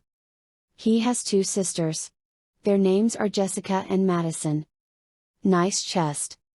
Nice legs. Let's get closer, I said. We flapped a little and found ourselves in a sweet pocket of air. The boat created its own breeze, which sort of carried us along. We barely had to flap our wings. We could just hang in the air over the back end of the boat. We hung there, enjoying the view from 10 feet above Jeremy Jason McCole. We listened to the conversation between the actor, the producer, and the 2 other people. And it was then that I fell out of love with the extremely cute Jeremy Jason McCole. Chapter 15. The wind carried some of what they said away. The noise of the churning water and the big engines wiped some of it out. But we heard enough, Cassie and I too much. Don't want to be on the losing side of this, Jeremy, the producer was saying. Face it, your TV career is over. It's not over as long as, million teenage, in love with me, Jeremy said. All I'm saying is, big changes are coming. Big changes like, has ever seen before, okay? Now, my company is part of the new order. You do business, parts in movies. Serious parts. Let you move beyond teenage roles. Jeremy Jason laughed. That'd be nice. I'm about sick to death of Dopey, sending me love letters and mobbing me for autographs. See, that's part of the problem I have with your offer. You'll have me still. I'm sick of, be Mr. Goody Good all the time. Then the other man, the one who had been standing with his back to us, stepped forward. He barely flicked a finger and the producer backed away. The woman in the bikini narrowed her eyes and seemed to shrink down in her chair. Let's stop wasting time, the man said. We've been talking, yesterday, better things to do. I can give you, thing you want. Everything? Money, power. But first, you have to agree to they are, simple. You become one of us. And then, you take on this, representing the sharing. In exchange, anything and everything your heart desires. Jeremy Jason sat silently while the man spoke. The man scared him. That was obvious. When Jeremy Jason did speak, it was in a low, strained voice. And if I say no? You won't say no, the man said. He turned then, and I saw his face. I saw an icy smile, and cold, dead eyes. I had seen him before, just briefly. But once was enough. Visser 3. Cassie hissed. The Visser was in his human morph. But it was him. And having recognized him, it was as if the sun was gone from the sky. I felt darkness reaching out from him. Darkness that clutched at my heart. Visser 3, leader of the Yerk invasion of Earth. The only Yerk ever to take control of an Andalite body. The only Yerk to possess the Andalite morphing power. Visser 3, the evil creature who had murdered Ax's brother Elfanger while we sat terrified, helpless. He smiled his icy, fake human smile for Jeremy Jason. You're an ambitious, you want, so much more than you will ever get without my help. Suddenly Jeremy Jason laughed. I guess you see through me. He stood up to face the frightening man. I let you perform this procedure, make me a major movie star. Deal? The cold smile reappeared. Deal. He can't possibly know what this means. Cassie cried. They've tricked him. Yeah. They have. But you know what? He wouldn't be falling for it unless he was a creep. I don't care, Cassie said. We can't let them make Jeremy Jason a controller. No, we'll have to try and save him, I agreed. But now I wonder if he's worth it. I felt sick inside. I know it's dumb to have a crush on some actor you only know from TV. But it's a nice, normal kind of dumb.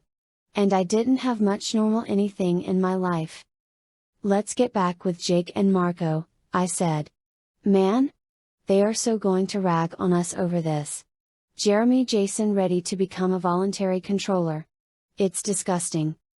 I banked sharply away, caught the headwind again, and realized that I was getting lower. Lower very quickly. I flapped harder. Rachel. What are you doing? Cassie yelled. I don't know. I can't seem to fly. Oh, no. You're morphing, Rachel. Stop. My wings were beating the air, but I just kept falling. And then I saw the reason. It was right in front of my face. Literally. Where my small, hooked seagull beak should have been, something long and gray was growing. I'm growing a trunk. I cried. From their positions 100 yards behind the boat, Marco and Jake spotted the disaster in the making. Rachel. What are you doing? Jake yelled. I can't stop. I can't stop. I'm morphing. The trunk was now half a foot long and my wings were not even close to powerful enough. I fell. I hit the water with a splash. But not before I caught a glimpse of Visser 3. He was standing at the back rail of the boat. He was staring right at me with dead, evil eyes. I hit the water and kept going. The elephant morph seemed to be speeding up. I was morphing at a speed unlike anything I'd ever done before. Down I sank. Down and down as bubbles spiraled up away from me. My huge leathery ears were growing from my head. I felt my bones grinding as they swiftly became massive and thick and long. I tried to tread water, but I had legs like tree trunks. The sparkling surface of the water above me already looked as far away as the surface of the moon. I was drowning. Rachel. Morph out. Cassie screamed. Ax? Jake yelled. If you can hear me, find Rachel. Stay with her. But I knew the others couldn't reach me in time. I was falling and falling, down and down through the water. My trunk could not reach air, although I stretched it high over my head. I was drowning in an elephant's body. And all I could do was wonder why. Chapter 16. I fell down through the water, down toward the invisible ocean floor a mile below me. I tried to focus. To find a way to demorph. But I couldn't. My mind was slipping away. I was about 50 feet under when it occurred to me to see whether the elephant could swim. I mean, it seemed stupid. Of course elephants can't swim. But what did I have to lose? I started running in water with my big telephone pole legs and to my utter amazement it turned out the elephant could swim. But too late to do me much good. I was too far down. I'd never reach air in time. I saw a flash of gray, a deadly shape in the water beside me. I heard, like it was from far off, a thought-speak voice saying, I see her, Prince Jake. Somehow it almost made me laugh. It was a talking shark. Why was a shark talking? Then, panic. I began thrashing wildly. I churned the water, motoring my big legs, futilely trying to rise faster. I flung my trunk this way and that. But panic was no better than peaceful surrender. I was rising, but it was too little, too late. And yet. She's demorphing. The talking shark said. No, wait. Prince Jake, she is not demorphing. I mean, not back to human. She is going straight to some other morph. That's impossible. I know.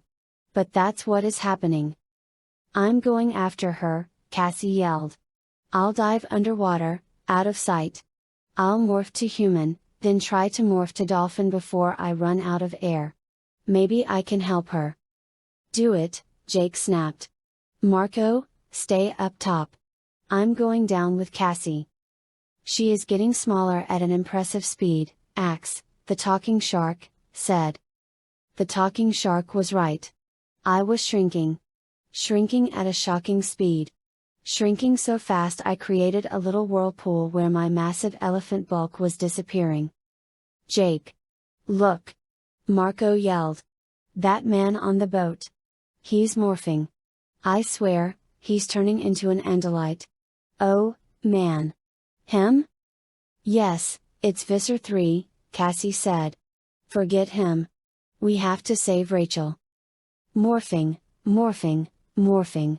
Everyone is morphing, I thought in my giddy, nearly unconscious mind. I decided it would make a good song.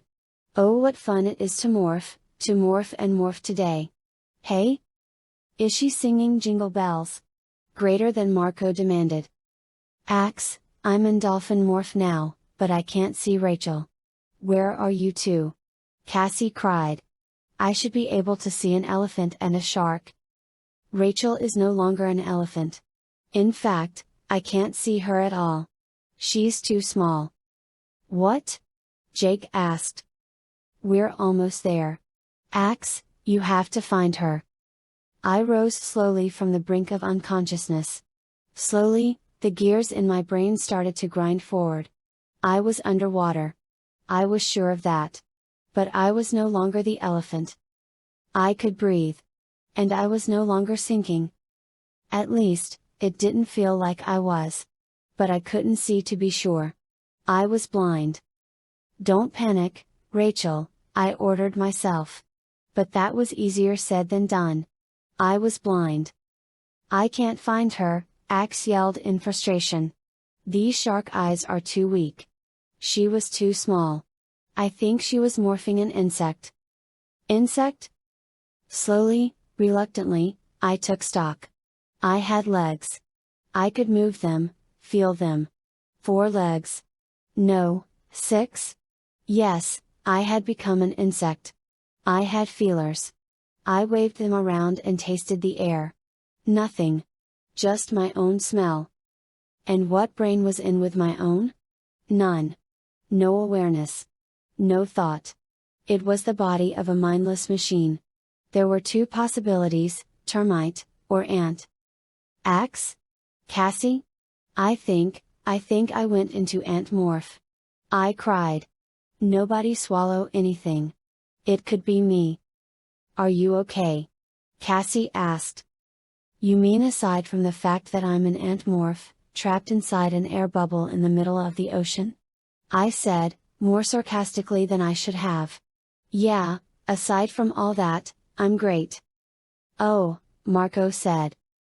Oh what? Jake snapped. Oh, Visser 3 is going from Andalite form to something else. What is it? What's he morphing?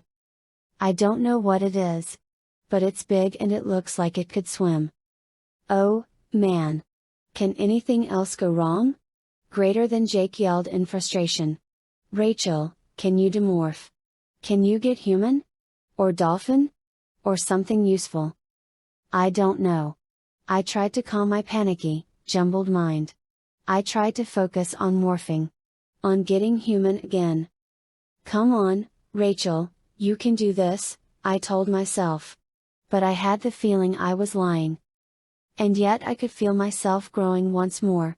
I felt myself press against the rubbery walls of the air bubble. I think I see her. Cassie said. No, wait.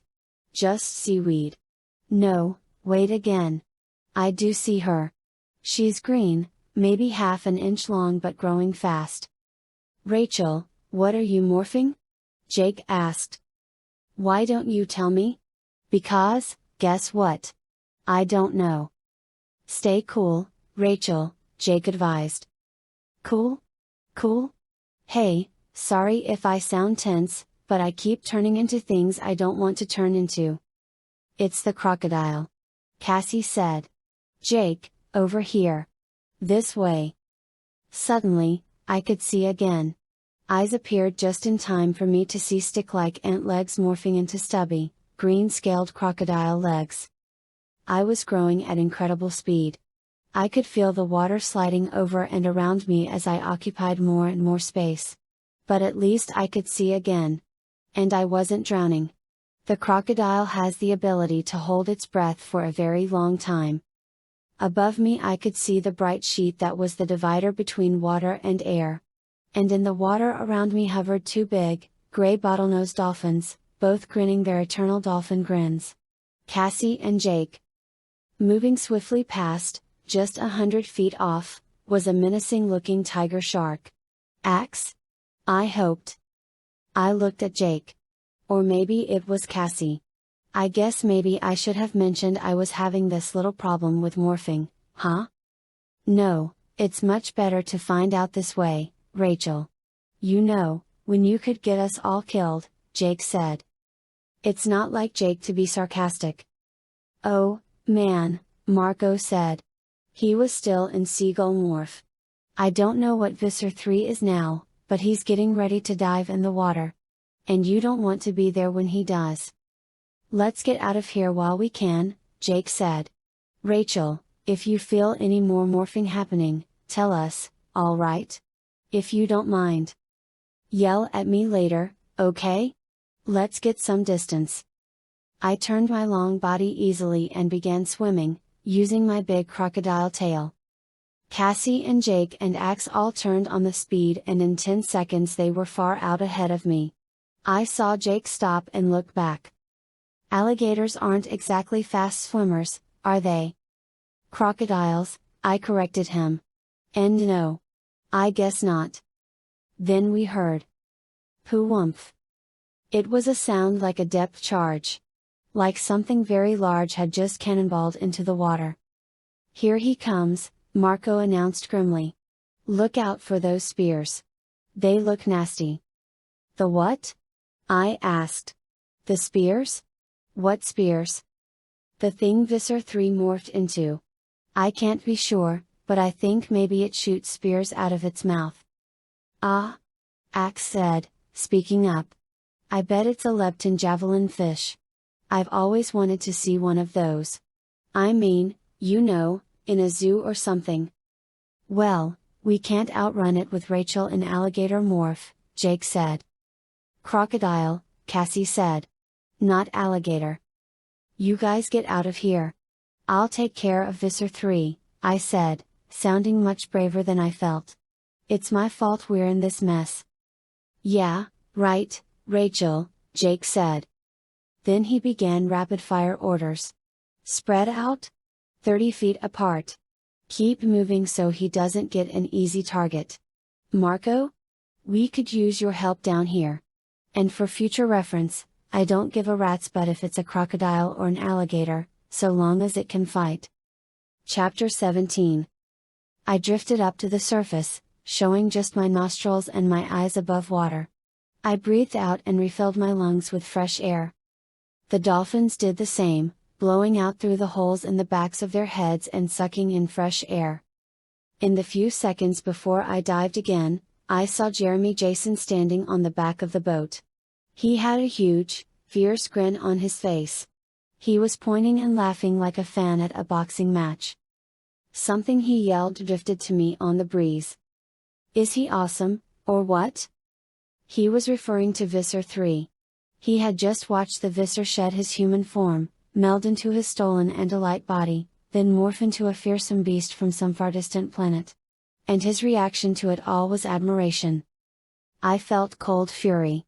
What kind of a human being would sell out his own species? Enjoy the show while you can, I sneered silently. It may not end the way you expect. I sank back beneath the choppy waves, down and down. And then I saw it. Him? Visser 3. It was a bizarre morph. Like nothing on Earth, that's for sure.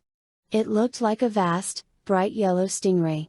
Like a living pancake, flat and oblong. It sort of flew through the water by slowly flapping its sides. There were 2 stalk-mounted eyes on top, and 2 long, trailing antennae below. All along its back it had spears. They were lined up flat. You know how a fighter jet has missiles tucked up under the wings? That's how it held the spears, only they were on top. But all neatly in a row, facing forward. The spears, there must have been 20 of them, were each as long as a broom handle and just about as thick. They had irregular striping, yellow and green and bits of blue. It was probably camouflage back on the home planet of the lepton javelin fish. But here, in Earth's oceans, it seemed gaudy and too bright. It flew through the water. Faster than my crocodile could ever have moved. But faster, too, than the dolphins or the shark. Fast, Jake said.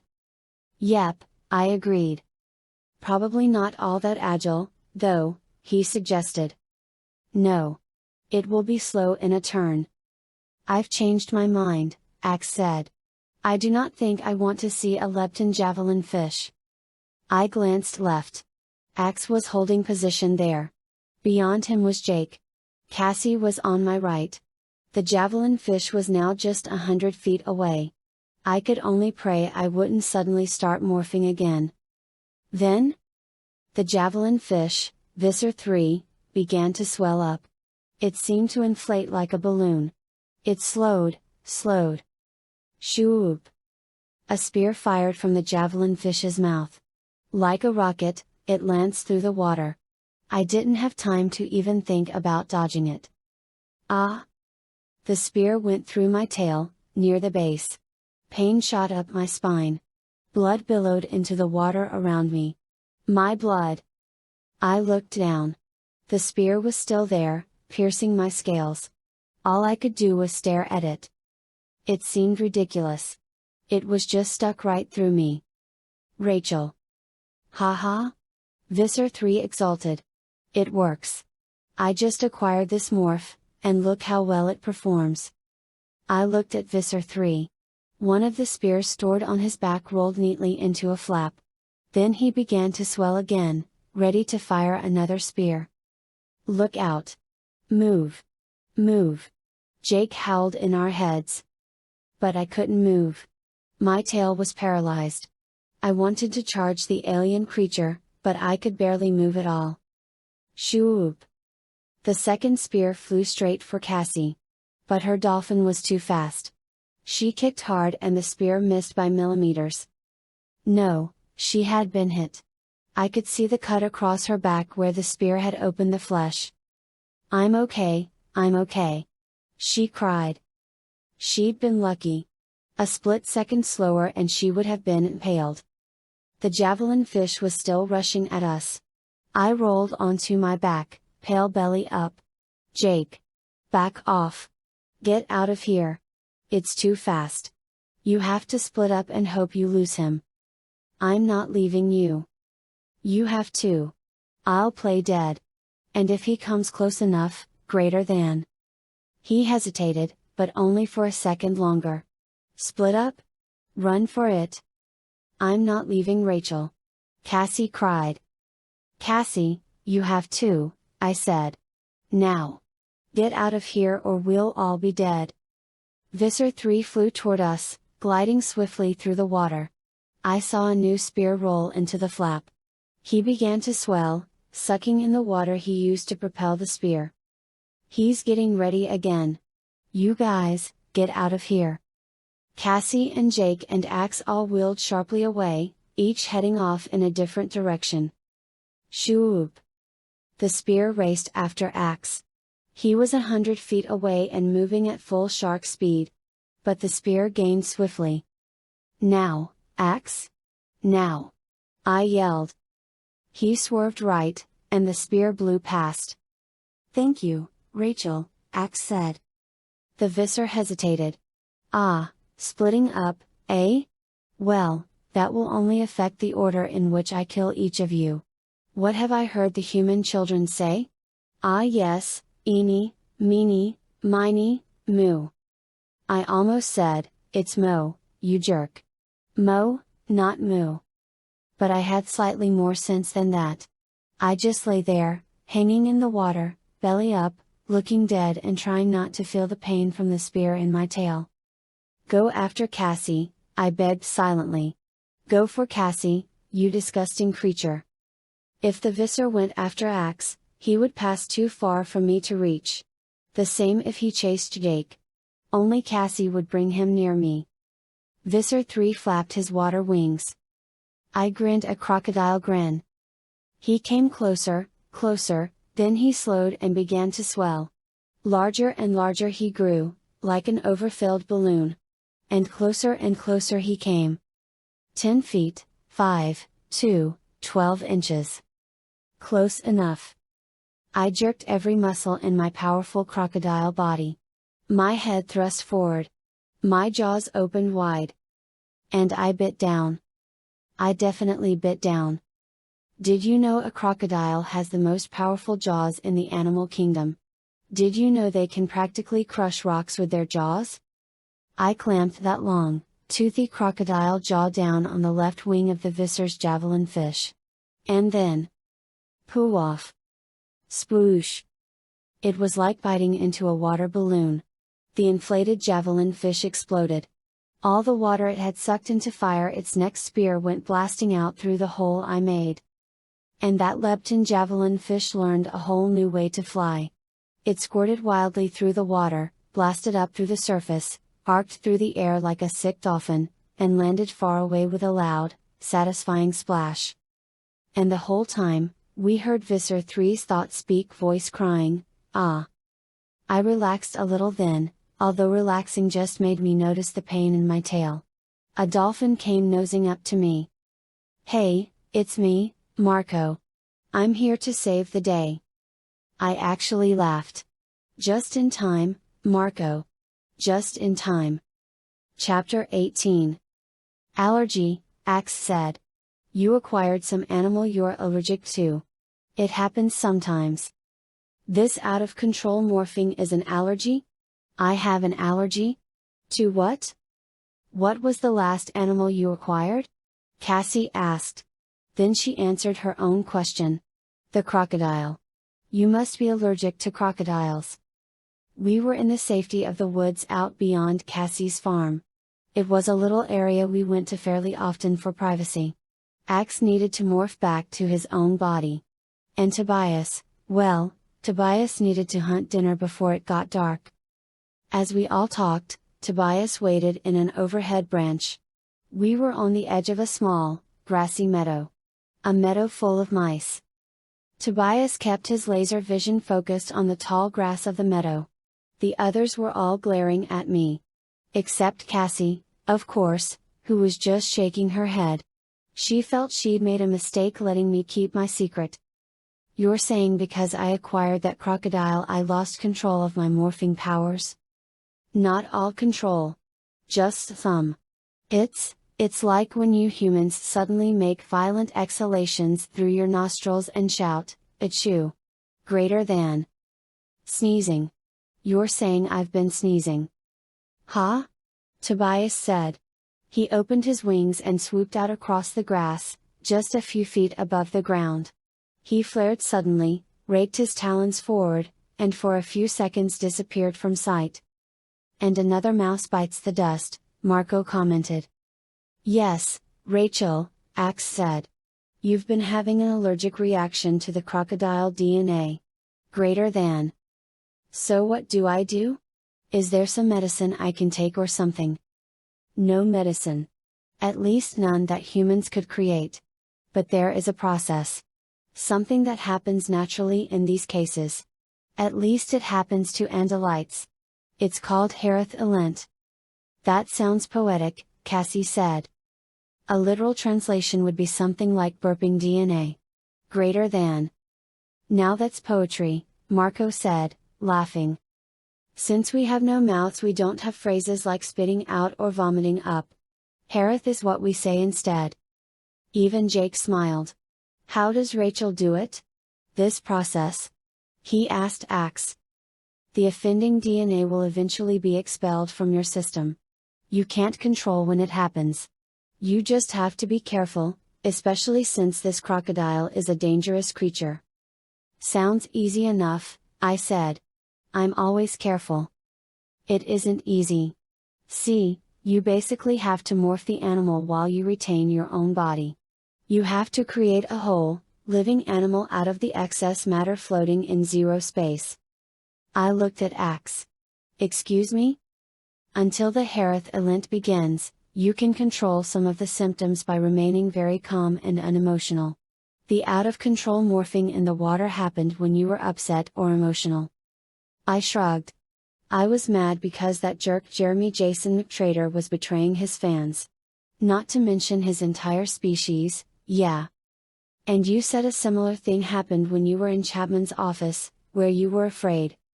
I nodded. Aha. I mean, not like afraid. Just sort of nervous afraid. And the first time? When you morphed inside your house? What emotion were you feeling then? Nothing. I kept my face blank. What were you doing when it started? Jake asked me. I don't remember, I lied. Cassie cocked an eyebrow at me. Rachel, you were pulling up pictures of Jeremy Jason off the internet. So? I demanded. That's not something emotional. It was LOOVE, Marco crowed, drawing the word out. The deadly, dangerous emotion of puppy love. Rachel was overcome by attraction. By desire. By intense, uncontrollable tiger beat passion. And it. He was interrupted by the fact that I tried to grab him and choke him. But he dodged behind Ax. It turned her into a wild animal. Marco yapped on. Several wild animals, actually. She became the alligator of LOOVE. It's crocodile, Jake said, smirking in a most un-Jake-like way. And then, suddenly, I realized a feather pattern began to appear on my skin. Bald eagle feathers. I groaned. You see? Ax said, noticing the beginning of the morph. Passions and emotions set off the allergic reaction. You must try to eliminate the emotions. How about if I just eliminate Marco? I growled. It's so perfect, Marco said. Mighty Xena has a weakness, human emotion. She's a victim of LOOVE. Jake grabbed Marco's arm and squeezed tight. Marco, if you make her mad, she'll morph. And if she starts morphing, she might end up in full grizzly bear. Do you really want Rachel mad at you and in grizzly bear morph? Marco hesitated. He glanced at me. He bit his lip. I get your point, Jake. I think I'll just go watch Tobias eat his mouse. I was halfway feathered by the time I was able to reverse the morph. It took that long to calm down. Ax, tell Rachel whatever you can about this Harith thing. Get her prepared. And Rachel, until you are better, keep a very low profile. As in don't go to school. And forget about this TV show you were going to do with Jeremy Jason. Visser 3 knows we're on to Jeremy Jason. The Visser will make him a controller immediately. Actor boy has seen too much. They're probably infesting him right now. But we still have to stop him. We can't have him speaking for the sharing. We could grab him, keep him locked up somewhere for 3 days till the yark in his head dies. I know we have to stop him, and we will. We'll just have to figure out some other way to get at him. He's probably going to start endorsing the sharing on the Barry and Cindy Sue show. Then he'll leave town, I argued. It's our last chance. They'll be on guard now. They'll be watching for us. We'll never get near that stupid yacht again. That show may be our last shot at him. Jake nodded. Could be. Could be we can't pull this off. Could be we'll have to forget about it. The good-humored smile evaporated. He gave me a cold look. Maybe you should have thought about all that, Rachel. You're the one who blew the mission today. You're the one who let Visser 3 know we were on to Jeremy Jason. Next time maybe you'll let the rest of us know when you're not in shape to handle a mission. I would have argued, if I could have. But everything he was saying was true. I glanced at Cassie. She was looking down at the ground, embarrassed. Ax made a point of aiming all 4 of his eyes away, like he was watching something fascinating far off in the distance. I couldn't see Tobias. He was still out in the tall grass. But he must have overheard because he whispered to me, "Hey, don't worry about it, Rachel. It's okay." "No. It's not," I whispered. Chapter 19. Okay, yes, I had screwed up. But I was determined to fix the problem. So I basically lied. The next day I told Jake and Cassie that it had happened. The Harith Elent. I told them it had happened in great detail. I went on and on about how weird it was. I was very convincing. And they fell for it.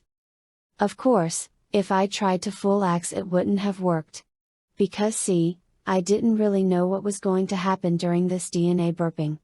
None of us had really understood Ax when he'd explained it. Once he starts in about zero space, we all just kind of glaze over. But if I had tried to trick Ax, he would have asked the one question neither Jake nor Cassie thought to ask: what did you do with the extra crocodile? Anyway, when I saw Jake the next day in school and told him it was all over, he believed me. Even Cassie believed me because I told her in a hurried whisper as we changed classes. I think if I had to look her right in the face, she would have known I was lying. I had no choice.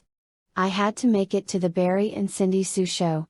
One way or another, whatever it took, we had to stop Jeremy Jason from endorsing the sharing on that show. See, I knew I was okay. Because all I had to do was to control my emotions. Just stay unemotional, and I wouldn't go into uncontrolled morphs. And I'm good at handling emotion. Except anger, maybe. I have a small problem with anger. But who is going to make me mad on a stupid TV show? It would be fine. Fine. Aha. After school I took a taxi again to my dad's hotel. I had the taxi pass by my house. Work crews were already there, ripping out the shattered remains of our kitchen and my bedroom. They had one of those supersized dumpsters out front, full of plasterboard and 2x4s. Did you hear what happened to that place? The taxi driver asked me. House just fell apart. I tell you, the way they build things nowadays. To my surprise, my dad was actually at the hotel, waiting for me. About time, he said, a little frantically as soon as I walked in the room. The show goes live at 5 o'clock. It's almost 3. Where have you been? School? Oh. Yeah. School? Come on, come on. Fortunately, we can walk to the studio and avoid traffic. It's just down the street. 5 minutes. Choosing an outfit took very little time. I only had about 3 things salvaged from the wreck of my bedroom. I quickly called Cassie to tell her to hurry, too. She was supposed to meet me at the studio. She wasn't home, which probably meant she was already waiting for me. That was the plan. Cassie would be with me. The others would try to get into the studio in innocent-looking morphs. But we knew the Yerks would be watching the place. They'd probably have some of their people in the audience. And for all any of us knew, Barry or Cindy Sue themselves might be controllers. Are you nervous? My dad asked as we hustled rapidly down the street. Not really, I said. Nationwide, live TV broadcast. Millions of people watching? Coast to coast. And you're not nervous? Now I am, I muttered. I suppressed the nervousness. I couldn't afford to feel anything. I just had to get through this without feeling any extreme emotion. I could do that. We blew past the receptionist at the studio, my dad in the lead, looking like Mr. Big Time, and me double-stepping to keep up. Cassie was waiting in the lobby and got swept up with us. How you doing? She asked me. I shrugged. Great. Really? Yep. Nervous? No. Excited? No. Scared? Definitely not. She leaned close and whispered. Do we have a plan? I mean, what exactly are we doing about Jeremy Jason? I shrugged. We're stopping him. How? I grinned. We're improvising. Oh? Suddenly, a llama came tearing past. Its dainty hoofs skittered crazily on the waxed linoleum. It turned a corner and was gone. What the? My dad said. Cool, Cassie said. Her eyes lit up the way they do when she sees any animal. It's a llama. They're really neat animals, you know. They? Suddenly 2 people dressed in khaki raced up and shoved past us. They turned the corner after the llama and were gone. The 3 of us just stood there staring at each other. Then a third person, a woman with a clipboard, ran up breathlessly. Did you see a llama? I pointed. That way. Hey, what's the deal? My dad asked. The woman shook her head like the world was coming to an end. Bart Jacobs is on the show with his animals. The llama made a run for it. Smart animal. Bart Jacobs? The name sounded familiar. Isn't he that guy who takes animals on the talk shows? Cassie made a disapproving look. That's him, all right. I hate seeing wild animals dragged into studios and treated like. Well. If there are no more wild animals, my dad interrupted, we have to keep moving. He started off again and we fell into step behind him. He swept us in his wake toward the makeup room. The door was open. A woman with weird hair and black lipstick looked at my dad and gave a little leer. Then she looked at me and Cassie, like she was trying to figure out what to do with our faces. She's the one, my father said, pointing at me. Rachel, meet Ty. Ty, my daughter Rachel. She's on the show. The skin is beautiful, Ty said. But I think we want more body in the hair. She grabbed a handful of my hair and sort of threw it disdainfully. What do you use on your hair? I told her the brand. She sneered. My dad took off to schmooze with some people he knew. And Ty shoved me into a barbershop style chair, whipped a sheet over me, and began doing things with brushes. I hate being shoved around like that. It really kind of made me mad. This hair, Ty complained. Then she yanked. Way too hard. I hate being yanked. Suddenly, Ty backed away. What is happening to your hair? It's turning gray. I looked past her to the mirror. I saw two things. I saw Cassie's horrified expression. And I saw my hair turning gray. Gray and shaggy. Like a wolf. It was happening. I'd gotten mad at Ty and I was morphing. Into a wolf. I shot a desperate glance at Cassie. Cassie acted instantly. Look, she cried. Out in the hallway. It's Kevin Costner. And Tom Cruise, too. Ty screamed, Where? Where? Dropped her brush and ran for the door. I focused. Calm, no emotion. But Cassie wasn't helping. At all. You lied. To me. Again. You didn't do that hair repellent thing at all. You're still allergic. I'm trying to be calm, Cassie, I warned. I'm trying to demorph. You can't do this stupid show while you're still this way. I'm doing the show. It's the only way. I'm not letting this creep, now look. You're just making me upset. The gray fur was beginning to grow on the back of my arms and hands. I shut my eyes. No anger. No anger. No anger. I didn't see Kevin Costner out there, Ty said suspiciously when she returned. I was sure that was him, Cassie said. Sorry. Now what was going on with your hair? Ty asked, staring baffled at my now normal head. Not enough conditioning. I suggested. And that's when I suffered my second emotional jolt. Because that's when the cutest boy on the planet walked into the makeup room. Jeremy Jason, I heard Cassie whisper in awestruck tones. No emotion, I told myself. But you have no idea just how massively cute he was up close like that. And then he smiled at Cassie, and gave her a little half hug. Like he'd probably done with a million fans before. I saw Cassie's knees buckle. She actually wobbled. Hi, I'm Jeremy Jason McCole, he said to me. Are you on the show, too? Yes, I said, trying to sound like a robot. Yes, I am on the show, too. I didn't get up from the makeup chair. And I didn't shake his hand.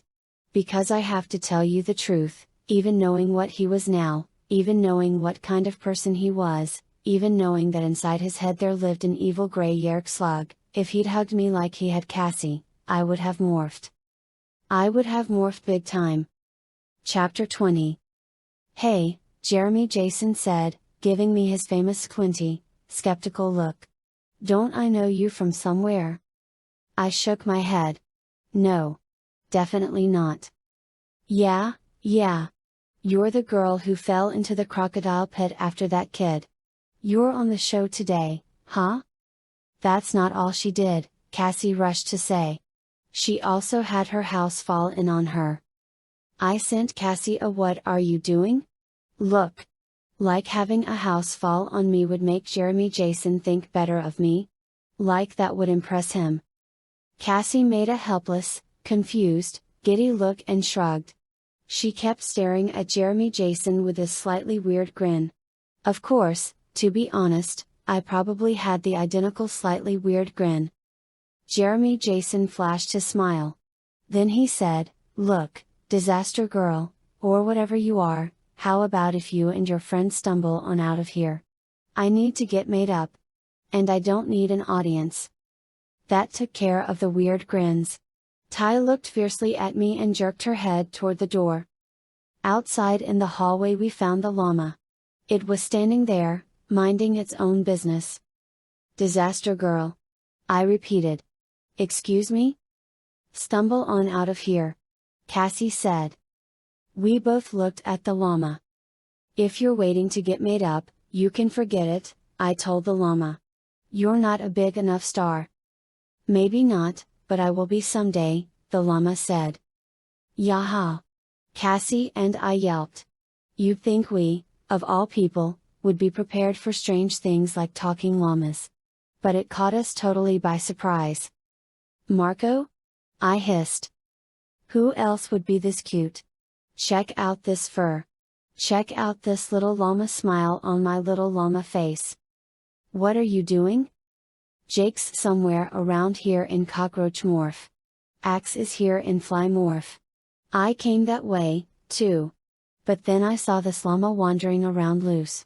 So I thought, hey, why be a bug?" "Where's the real llama?"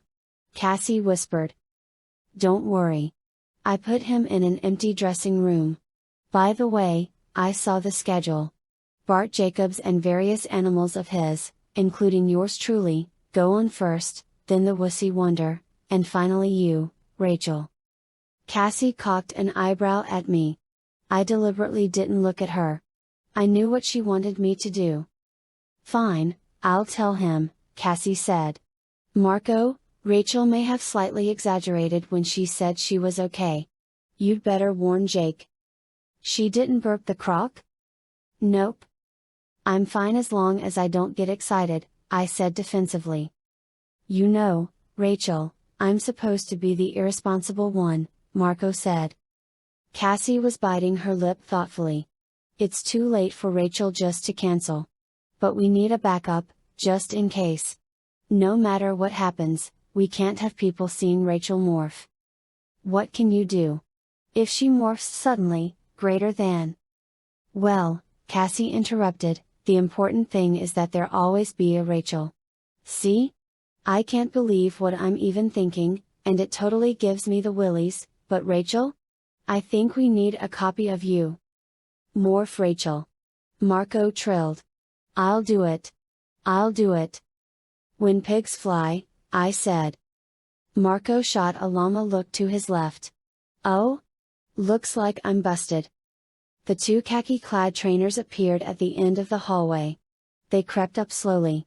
Marco waited patiently till they caught him, slipped a rope around his neck, and led him away. "See you guys later," Marco called back. "Break a leg." "Not literally. That's just what we showbiz people say to mean good luck. I'm going to be on TVE. I'm going to be on TVE." Cassie laid her hand on my arm. "What are you doing?" I asked. "Don't worry, I'll never use your morph for anything bad," Cassie said solemnly.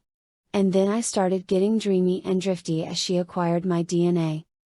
"Don't do it unless you have to," I said. "It gives me the willies. I mean, geez." I shuddered. And then, I felt my face beginning to bulge out. "Rachel." I'm cool, I said. I took a deep breath and let go of the grossed out feeling I'd had about being morphed. The allergic morph stopped and my face returned to normal. "Hey? You? The falling girl. Come on." The clipboard woman came rushing past and grabbed my arm, pulling me down the hall. "Okay, listen up because we're desperately late. You go on in the last segment. I'll tell you when to go. You walk across the stage to Barry. He'll shake your hand. Then Cindy Sue will shake your hand, unless she's in a snit. Then you sit. Don't worry about which camera to look at, just look at Barry and Cindy Sue. Barry and Cindy Sue will ask you about all this alligator stuff. Crocodile, I corrected. You tell them your little story. If Barry does this with his hand, that means speed up. If he does this with his hand, it means wrap it up because we're done. Got it? Good. Nothing to worry about. She stopped suddenly and stared at Cassie. Who are you? I'm falling girl's partner, dropping chick, Cassie said. Clipboard woman stared at her. She's my friend, I said. You know, for moral support. Yeah, whatever. Come on. Our green room can't be used. We had some band on the show last week and they trashed the place. She was still yanking me along by my arm, which would have made me mad. Except that I couldn't get mad. Or sad. Or anything, without setting off an allergic reaction. Clipboard woman planted Cassie and me on 2 tall stools. We were in a dark corner, up against a cinder block wall covered in wires and cables and switches. Bart Jacobs, the animal guy, was sitting on an identical stool. He was smoking a cigarette and talking to one of his animal handlers. Lined up against the cinder block wall were half a dozen cages filled with Bart Jacobs's animals. A lion cub. A baby elephant. A python. A golden eagle. From our gloomy corner we could see out onto the familiar Barry and Cindy Sue set. It was made up to look like a living room, with comfy-looking chairs clustered in the center. Facing the chairs were the cameras, one on each side and one right in the middle. Beyond the brilliant light of the set was a studio audience. Not that I could see them. They were in darkness, and the lights on the set blinded me for anything else. Then, in a rush, Barry himself came blowing past. Hello, everyone, we're looking for a great show today. Hope you're all really up. Up? Up? Energy? Keep that energy high. See you out there. 10 seconds later, Cindy Sue swept by in a wave of perfume, followed by a man who was trying to comb Cindy Sue's hair as she walked. She flashed a fake smile at me and a disdainful look at Bart Jacobs. The animal guy leaned close to me, took his cigarette out of his mouth and said, "She's never forgiven me for one of my little beasties wetting on her dress." From out beyond the lights I heard the welcoming roar of the audience. I saw my dad standing on the far side of the set, talking to Clipboard woman. He saw me and flashed a smile and a wink. I was not nervous. I was not scared. No emotion. No emotion. It was the only way. I could do it. I could. Barry and Cindy Sue were chatting out on stage. Then Jeremy Jason came blowing past like a small thunderstorm. He looked mad. I heard him mutter to a frightened-looking man, "What do you mean the green room is closed? You can't keep me standing around. I'm Jeremy Jason McCole." Of course, he was probably not really Jeremy Jason McCole anymore. He was probably a controller, I reminded myself. Right now, the real Jeremy Jason was caged in a corner of his own mind. He was watching helplessly as the Yerk controlled his every movement, his every action, his every word. Was it beginning to occur to the vain, ambitious jerk that he had been tricked? Had he realized yet that there is no such thing as partnership with a Yerk? The Yerk is master. The human host is a slave. Period. And when the infestation is voluntary, the human slave is even weaker. Even less able to resist. It made me sick to think of it. Jeremy Jason had asked for it. He'd let himself be tricked. Still, it made me sick. Wait a minute. I did feel sick. Oh, no, I pleaded silently. Not now. I looked at Cassie. Cassie? I don't think I'm going to make it. What do you mean? Look, if you're scared or whatever, you just have to control the emotion. I shook my head. It's not that. I feel weird. I feel distorted. I feel like something is happening inside me. The allergic morphing? I don't think so. I have that under control for now. I think maybe I'm having that thing. What thing? You know. The Harith Elent? Now? Here? Now? I nodded. Yeah. Here? Now. Chapter 21. Oh, no, Cassie wailed. But she wailed quietly, because Bart Jacobs was still sitting next to us. He was talking to his assistants and getting ready to go out on stage. Barry had finally finished telling a funny story. The audience roared with laughter. Cindy Sue was starting to introduce the animal guy. He stood up and straightened his clothes. An assistant came rushing up with a leash for Bart to take. On the end of it was the llama. Hi again, Marco said. Hey? We're in showbiz. I always knew I'd make it. Maybe I didn't exactly expect to make it as a llama, greater than. Here he is, Bart Jacobs. Applause. Bart moved out, dragging Marco along behind him. His assistants were already lining up the other animals. Jeremy Jason was in a dark corner having an angry conversation with someone. Meanwhile, I was falling apart. Ax hadn't mentioned that Harith Elent is extremely unpleasant. It started with a wave of such intense nausea I almost launched my lunch right then and there. But behind the sick stomach came something much worse. Total disorientation. My body was rejecting the crocodile DNA. But the croc inside me didn't go peacefully. Before it could leave, it surfaced inside me. I could feel the cold, calculating crocodile mind bubbling up within my own.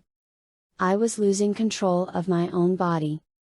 At exactly the same time, in the same body, two completely separate brains were looking out at the world through my eyes. The croc was nervous. He wasn't used to this. He didn't know where he was. But crocodiles aren't just brainless, ruthless killing machines. They are smart, ruthless killing machines. And the crocodile got right past the fact that it was in a place no crocodile should ever be. It got right to the important stuff. It focused on what it needed to do. And what it needed to do was eat. The crocodile tried to swish its tail.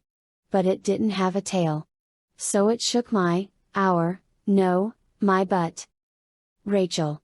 What are you doing? I'm not, I managed to say. Then the crocodile decided he was tired of trying to swim. He was just going to run after his prey. And he did have legs. Before I could even resist, I was racing across the floor, waving my arms like an idiot and shuffling like a demented lunatic. I raced right at Jeremy Jason McCole. Right at him, with my massive crocodile jaws open for the quick kill. Except that I didn't have crocodile jaws. Ah! Jeremy Jason yelled as I bit down on his shoulder. Cassie grabbed me and yanked me off him. She's a big fan, Jeremy Jason. She loves you. Get this crazy girl away from me. Jeremy Jason cried. I tried to bite Cassie. Bart Jacobs's assistant led Marco off stage and another shoved a giant tortoise out into the lights. I killed out there, Marco said. They love me, hey. Hey? I bit Marco on the neck. Fortunately, human teeth aren't very deadly. Cassie dragged me off and now, a little too late, I was beginning to be Rachel again. But that wasn't the end of my problems. Because even as my human mind rose to the surface again, I felt my weight increase. I felt unbelievably heavy. And I felt the back of my outfit stretch and strain. It tugged at my neck and sleeves. Suddenly, I was the Hunchback of Notre Dame. Something very large was growing on my back. And I had a really bad feeling I knew what it was. Now I understood what Ax had been talking about. See, I knew the crocodile DNA was going to be expelled from my system. I just didn't realize it would become a full-grown, 20-foot-long killing machine in the process. But what's sad is that even this wasn't the worst of it. See, the whole thing was making me very upset. I was mad. I was scared. I was mad at how scared I was. I was a whole basket of extreme emotion. And I wasn't rid of my allergy just yet. Chapter 22.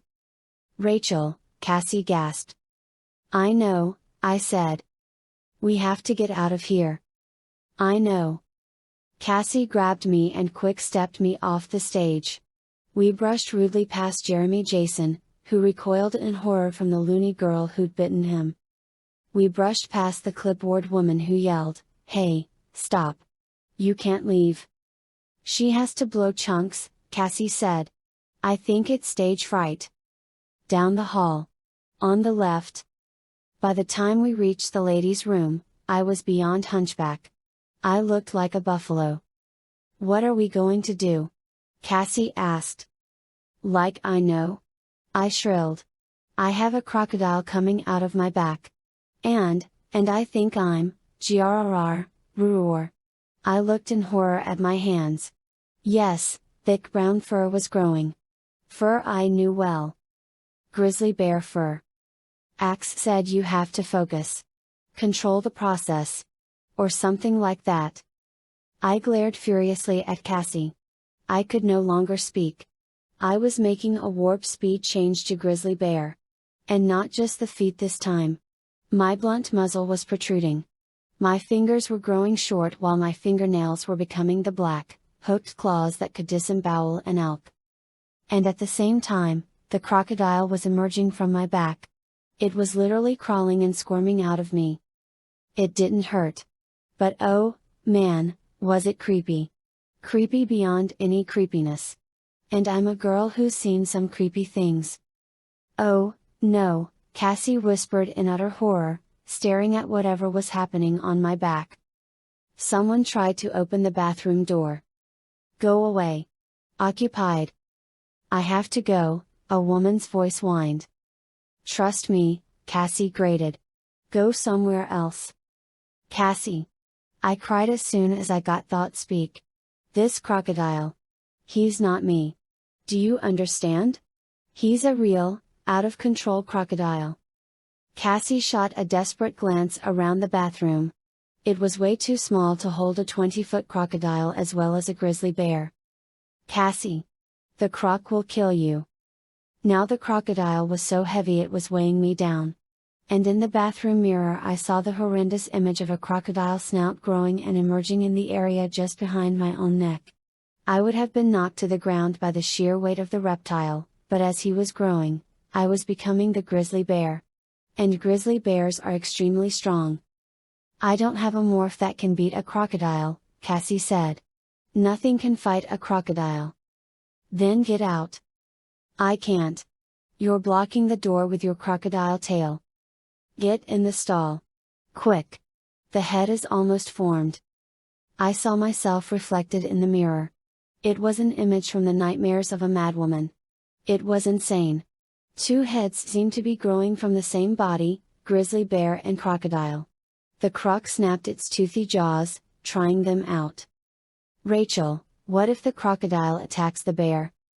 I was surprised to hear Cassie using thought speak. Cassie, are you morphing in there? Yes. To what? A squirrel. A squirrel? A squirrel? Greater than. It was all I could think of. I felt a slurping, sliding sensation. It was like my guts were being ripped out through my back, only it wasn't really painful. More like extremely nauseating. Then I felt the weight drop off me. I heard a loud series of thuds. The Harith Elent was complete. I had burped the crocodile. It lay splayed across the tile floor, its big tail wrapped uncomfortably in the corner, blocking the door. As for me, I was fully grizzly bear now. I stood erect, with my big shaggy head brushing the acoustical tile ceiling. I felt the amazing power in my massive shoulders. I felt the invincibility of the grizzly bear. Nothing that lived could take down a grizzly bear. Except for perhaps the huge reptile at my feet. Over the top of the stall door I saw a squirrel, hunkering down on the toilet seat, shaking and quaking in squirrel style. The crocodile is eyeing me, I said. I felt terrible dread. You don't really know how deadly an animal is till you've been that animal. I'd been the crocodile. Grizzly bears are unbelievably powerful. They can swing their big paws and knock a horse to the ground. But the grizzly had no weapons to use on the crocodile. Not even the grizzly's ripping claws would tear a hole in the croc's scaly armor. And once that crocodile latched its jaws onto any part of the bear, me, would be ripped apart, piece by piece. The crocodile eyed me coldly. It smiled its toothy crocodile smile. And then it lunged. Chapter 23. I saw a flash of teeth. And then I saw a flash of gray. A bushy tail and tiny hands and big brown eyes went rocketing past. Cassie. The gray squirrel leapt over the toilet stall door, flew through the air, landed on the crocodile's ancient dinosaur head and started scrabbling at its big slitted eyes. The croc went nuts. It forgot about me, and began thrashing insanely in an attempt to throw off the squirrel. And someone chose that very moment to try to get into the bathroom. I can't find another bathroom. I have to get in. A woman said. The crocodile thrashed its tail. I lunged down at the crocodile, swiping with a paw the size of a canned ham. And we all hit the bathroom door. Wham boom. The door exploded from its hinges. Out rushed a crocodile with a squirrel on its head, and a grizzly bear. Ah! The woman screamed. I think she found another bathroom after that. I tripped over the crocodile. I hit the floor. The croc was on me in a flash. I tried to get up on all fours, but man, that crocodile was fast.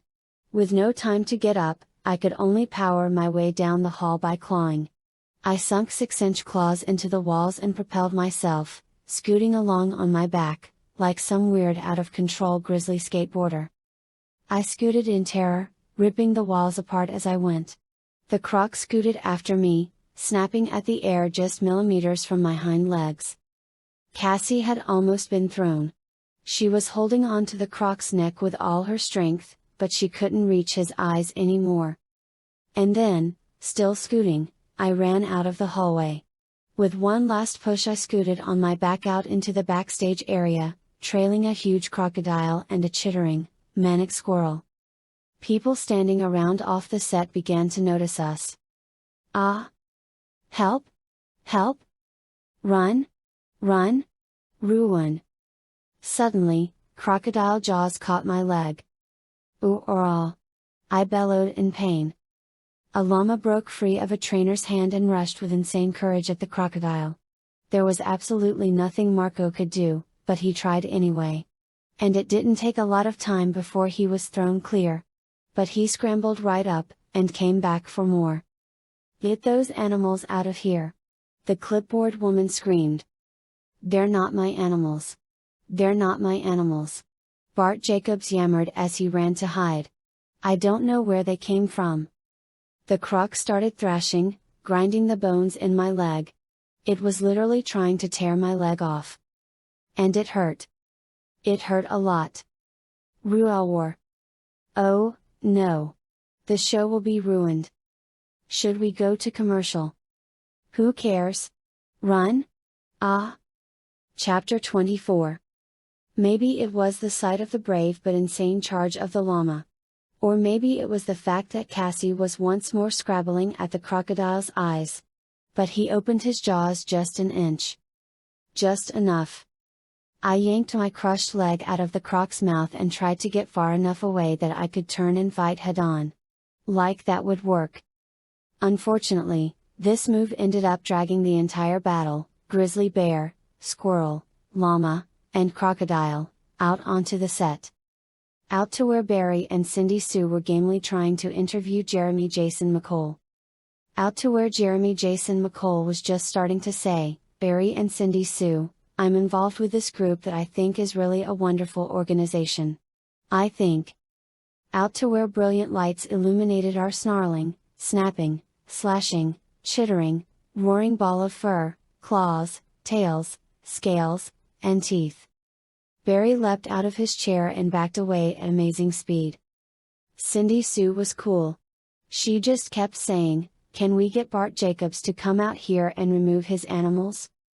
Of course Bart knew better than to get involved in a fight between a crocodile and a bear. "They aren't my animals, you silly twit," he yelled at Cindy Sue. It was Jeremy Jason who was most surprising. He didn't run away. He didn't scream. He froze. He froze as stiff as a statue. The only thing that moved was his eyes. They kept growing larger. That's when I noticed an Andalite had emerged, though he kept himself beyond the range of the cameras. And he carefully stayed there. It was Ax. "What does it take to stop this thing?" Cassie asked me desperately, as she tried to rake over the croc's eyes. "More than any of us has," I said grimly. Suddenly, the crocodile jerked its entire body with incredible violence. I was in grizzly bear morph, and I never would have believed anything was that much stronger than a grizzly. But when the crocodile thrashed, we all knew it. Cassie had been thrown much farther than Marco. I lost sight of her as she was flying through the air, squirrel tail flapping like the tail on a kite. And now there was nothing between me and the crocodile. This was an animal that fed by dragging full-grown wildebeests and impalas into the river. I was bigger than its normal meals. But this crocodile had a grudge against me. It had started to chow down and I'd gotten away. And it didn't like that. It came for me. And let me tell you something, you do not ever, ever, ever want a crocodile looking at you for dinner. Was I scared? Oh, yes. If I stood and fought, I'd lose. Period. "Okay, that does it," Jake said. "We're out of here." Jake. He'd caught up to us. And he didn't sound happy.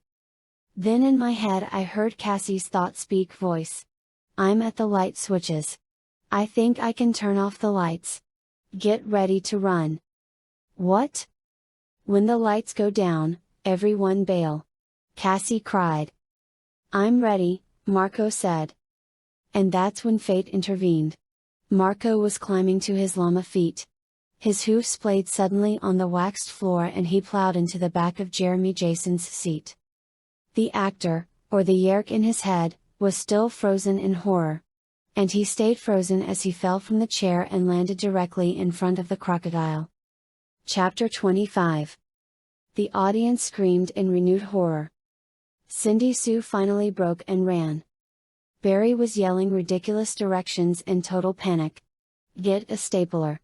Get a stapler." I think that's what he was saying, anyway. I was a little distracted. Jeremy Jason was no longer frozen. "Ah! Ah! Save me! Save me! Get it off me!"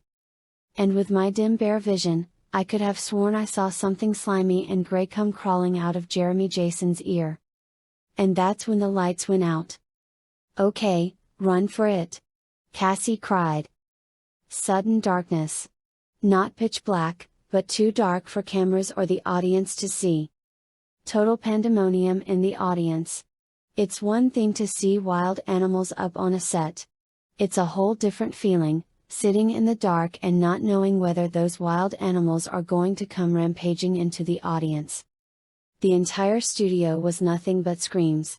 Screams and animal roars. And above it all, the shrill, horrified scream of Jeremy Jason. "Save me! Save me!" I saw a rush of movement from offstage. Suddenly an Andalite was leaping through the air.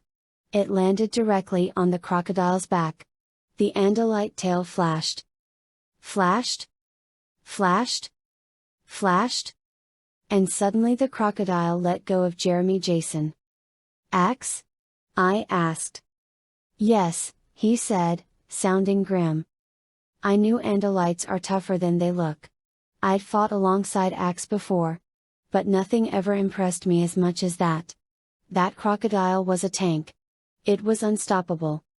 And now it was stopped. "Where's the yerk?" I asked Ax.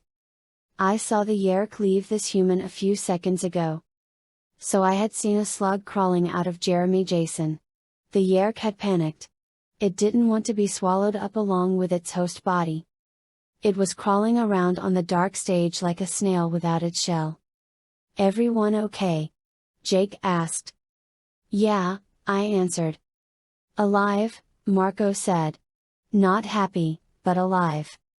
Then let's get out of here. Jake yelled. Definitely, I agreed fervently. I looked down at the stilled crocodile head. You know, even dead, it just scared the pee out of me. Possibly because it was still very close to a yelling, screaming, cursing, hysterical Jeremy Jason McCole. I bailed. I ran for the far side of the stage. But as I ran, I felt one of my massive bear paws step on something. Something warm and squishy. Something that felt like a slug. I don't think the yerk made it too far, I said. Chapter 26. We demorphed in the ladies' room. Ax did the opposite, morphing into his human form. But we had lost Cassie. I'll find her, I said. You guys get out of here. I'm supposed to be here. But we can't explain why you're here. I headed back toward the set area. It was still dark. Whatever Cassie had done to the lights, it was taking a while to fix them. There was an awful lot of shouting going on. A lot of unpleasant language was being used. I turned a corner and practically plowed into the back of a man who was standing there. He didn't even turn around. He was staring intently at a person standing just in front of him. I heard a voice say, "Yeah, can you believe my luck?" The voice seemed strange and familiar at the same time. Like I had heard it before, but not quite this way. Then I realized. I mean, I fall in a crocodile pit, my house falls down on me, and now this? I raised up on tiptoes and looked over the man's shoulder. What I saw was me. Me?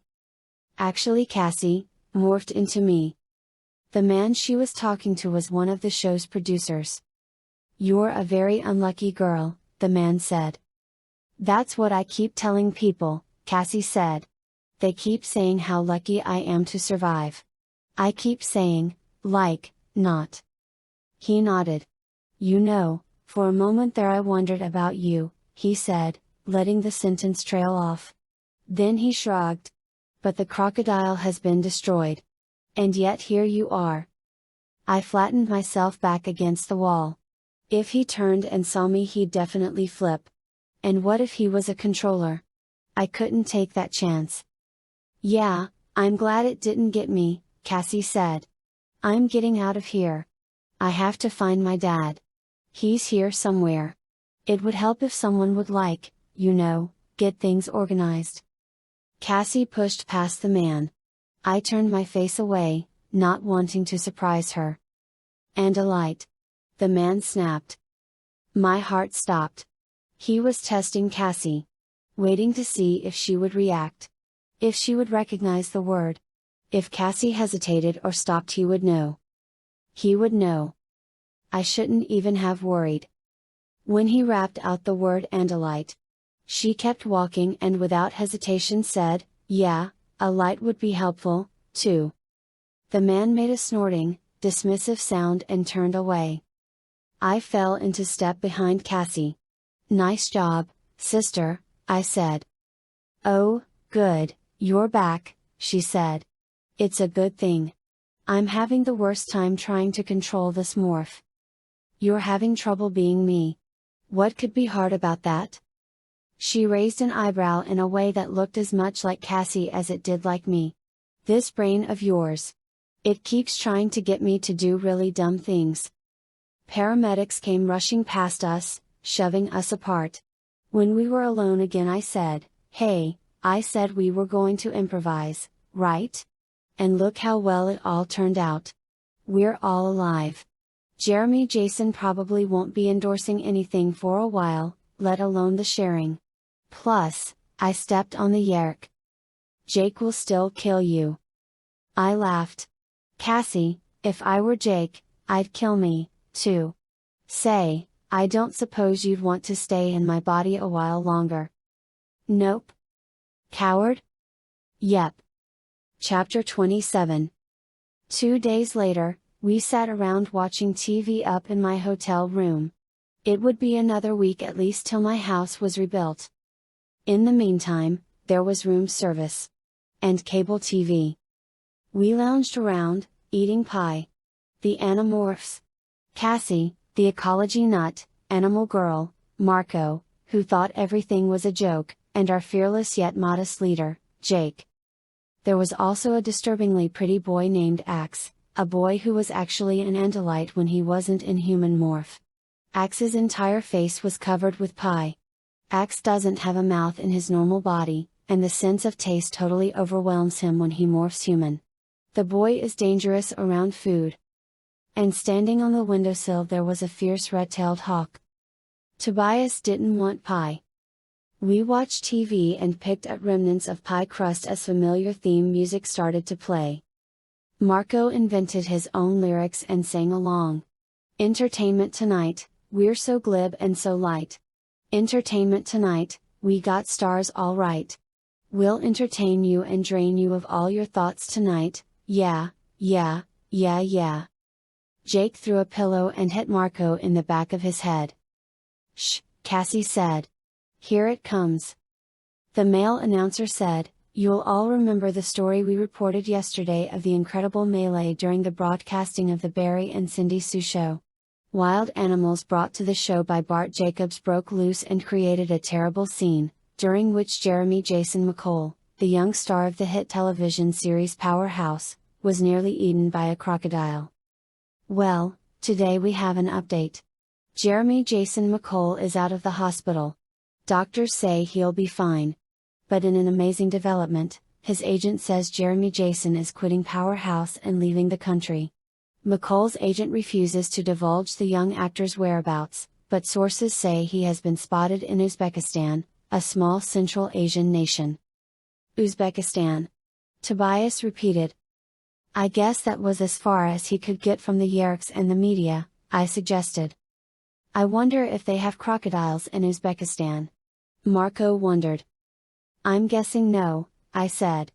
I don't think Jeremy Jason McCole will ever get within 1,000 miles of a crocodile again. Or a Yerk.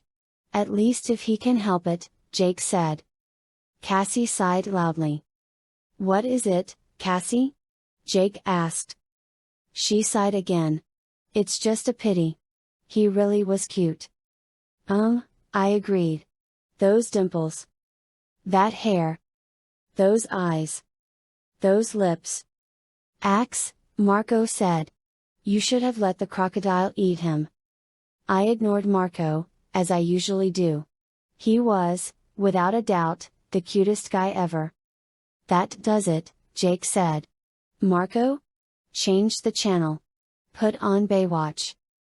I reached over and tried to snatch the remote away from Marco, but he was too quick. He flipped through the channels and then said, "Ah, there we go." I looked up, expecting to see red bathing suits. Instead, I saw swords and leather boots. Xena, warrior princess. My kind of girl. Marco winked at me. Well, okay, I said. This we can watch. End of Book 12.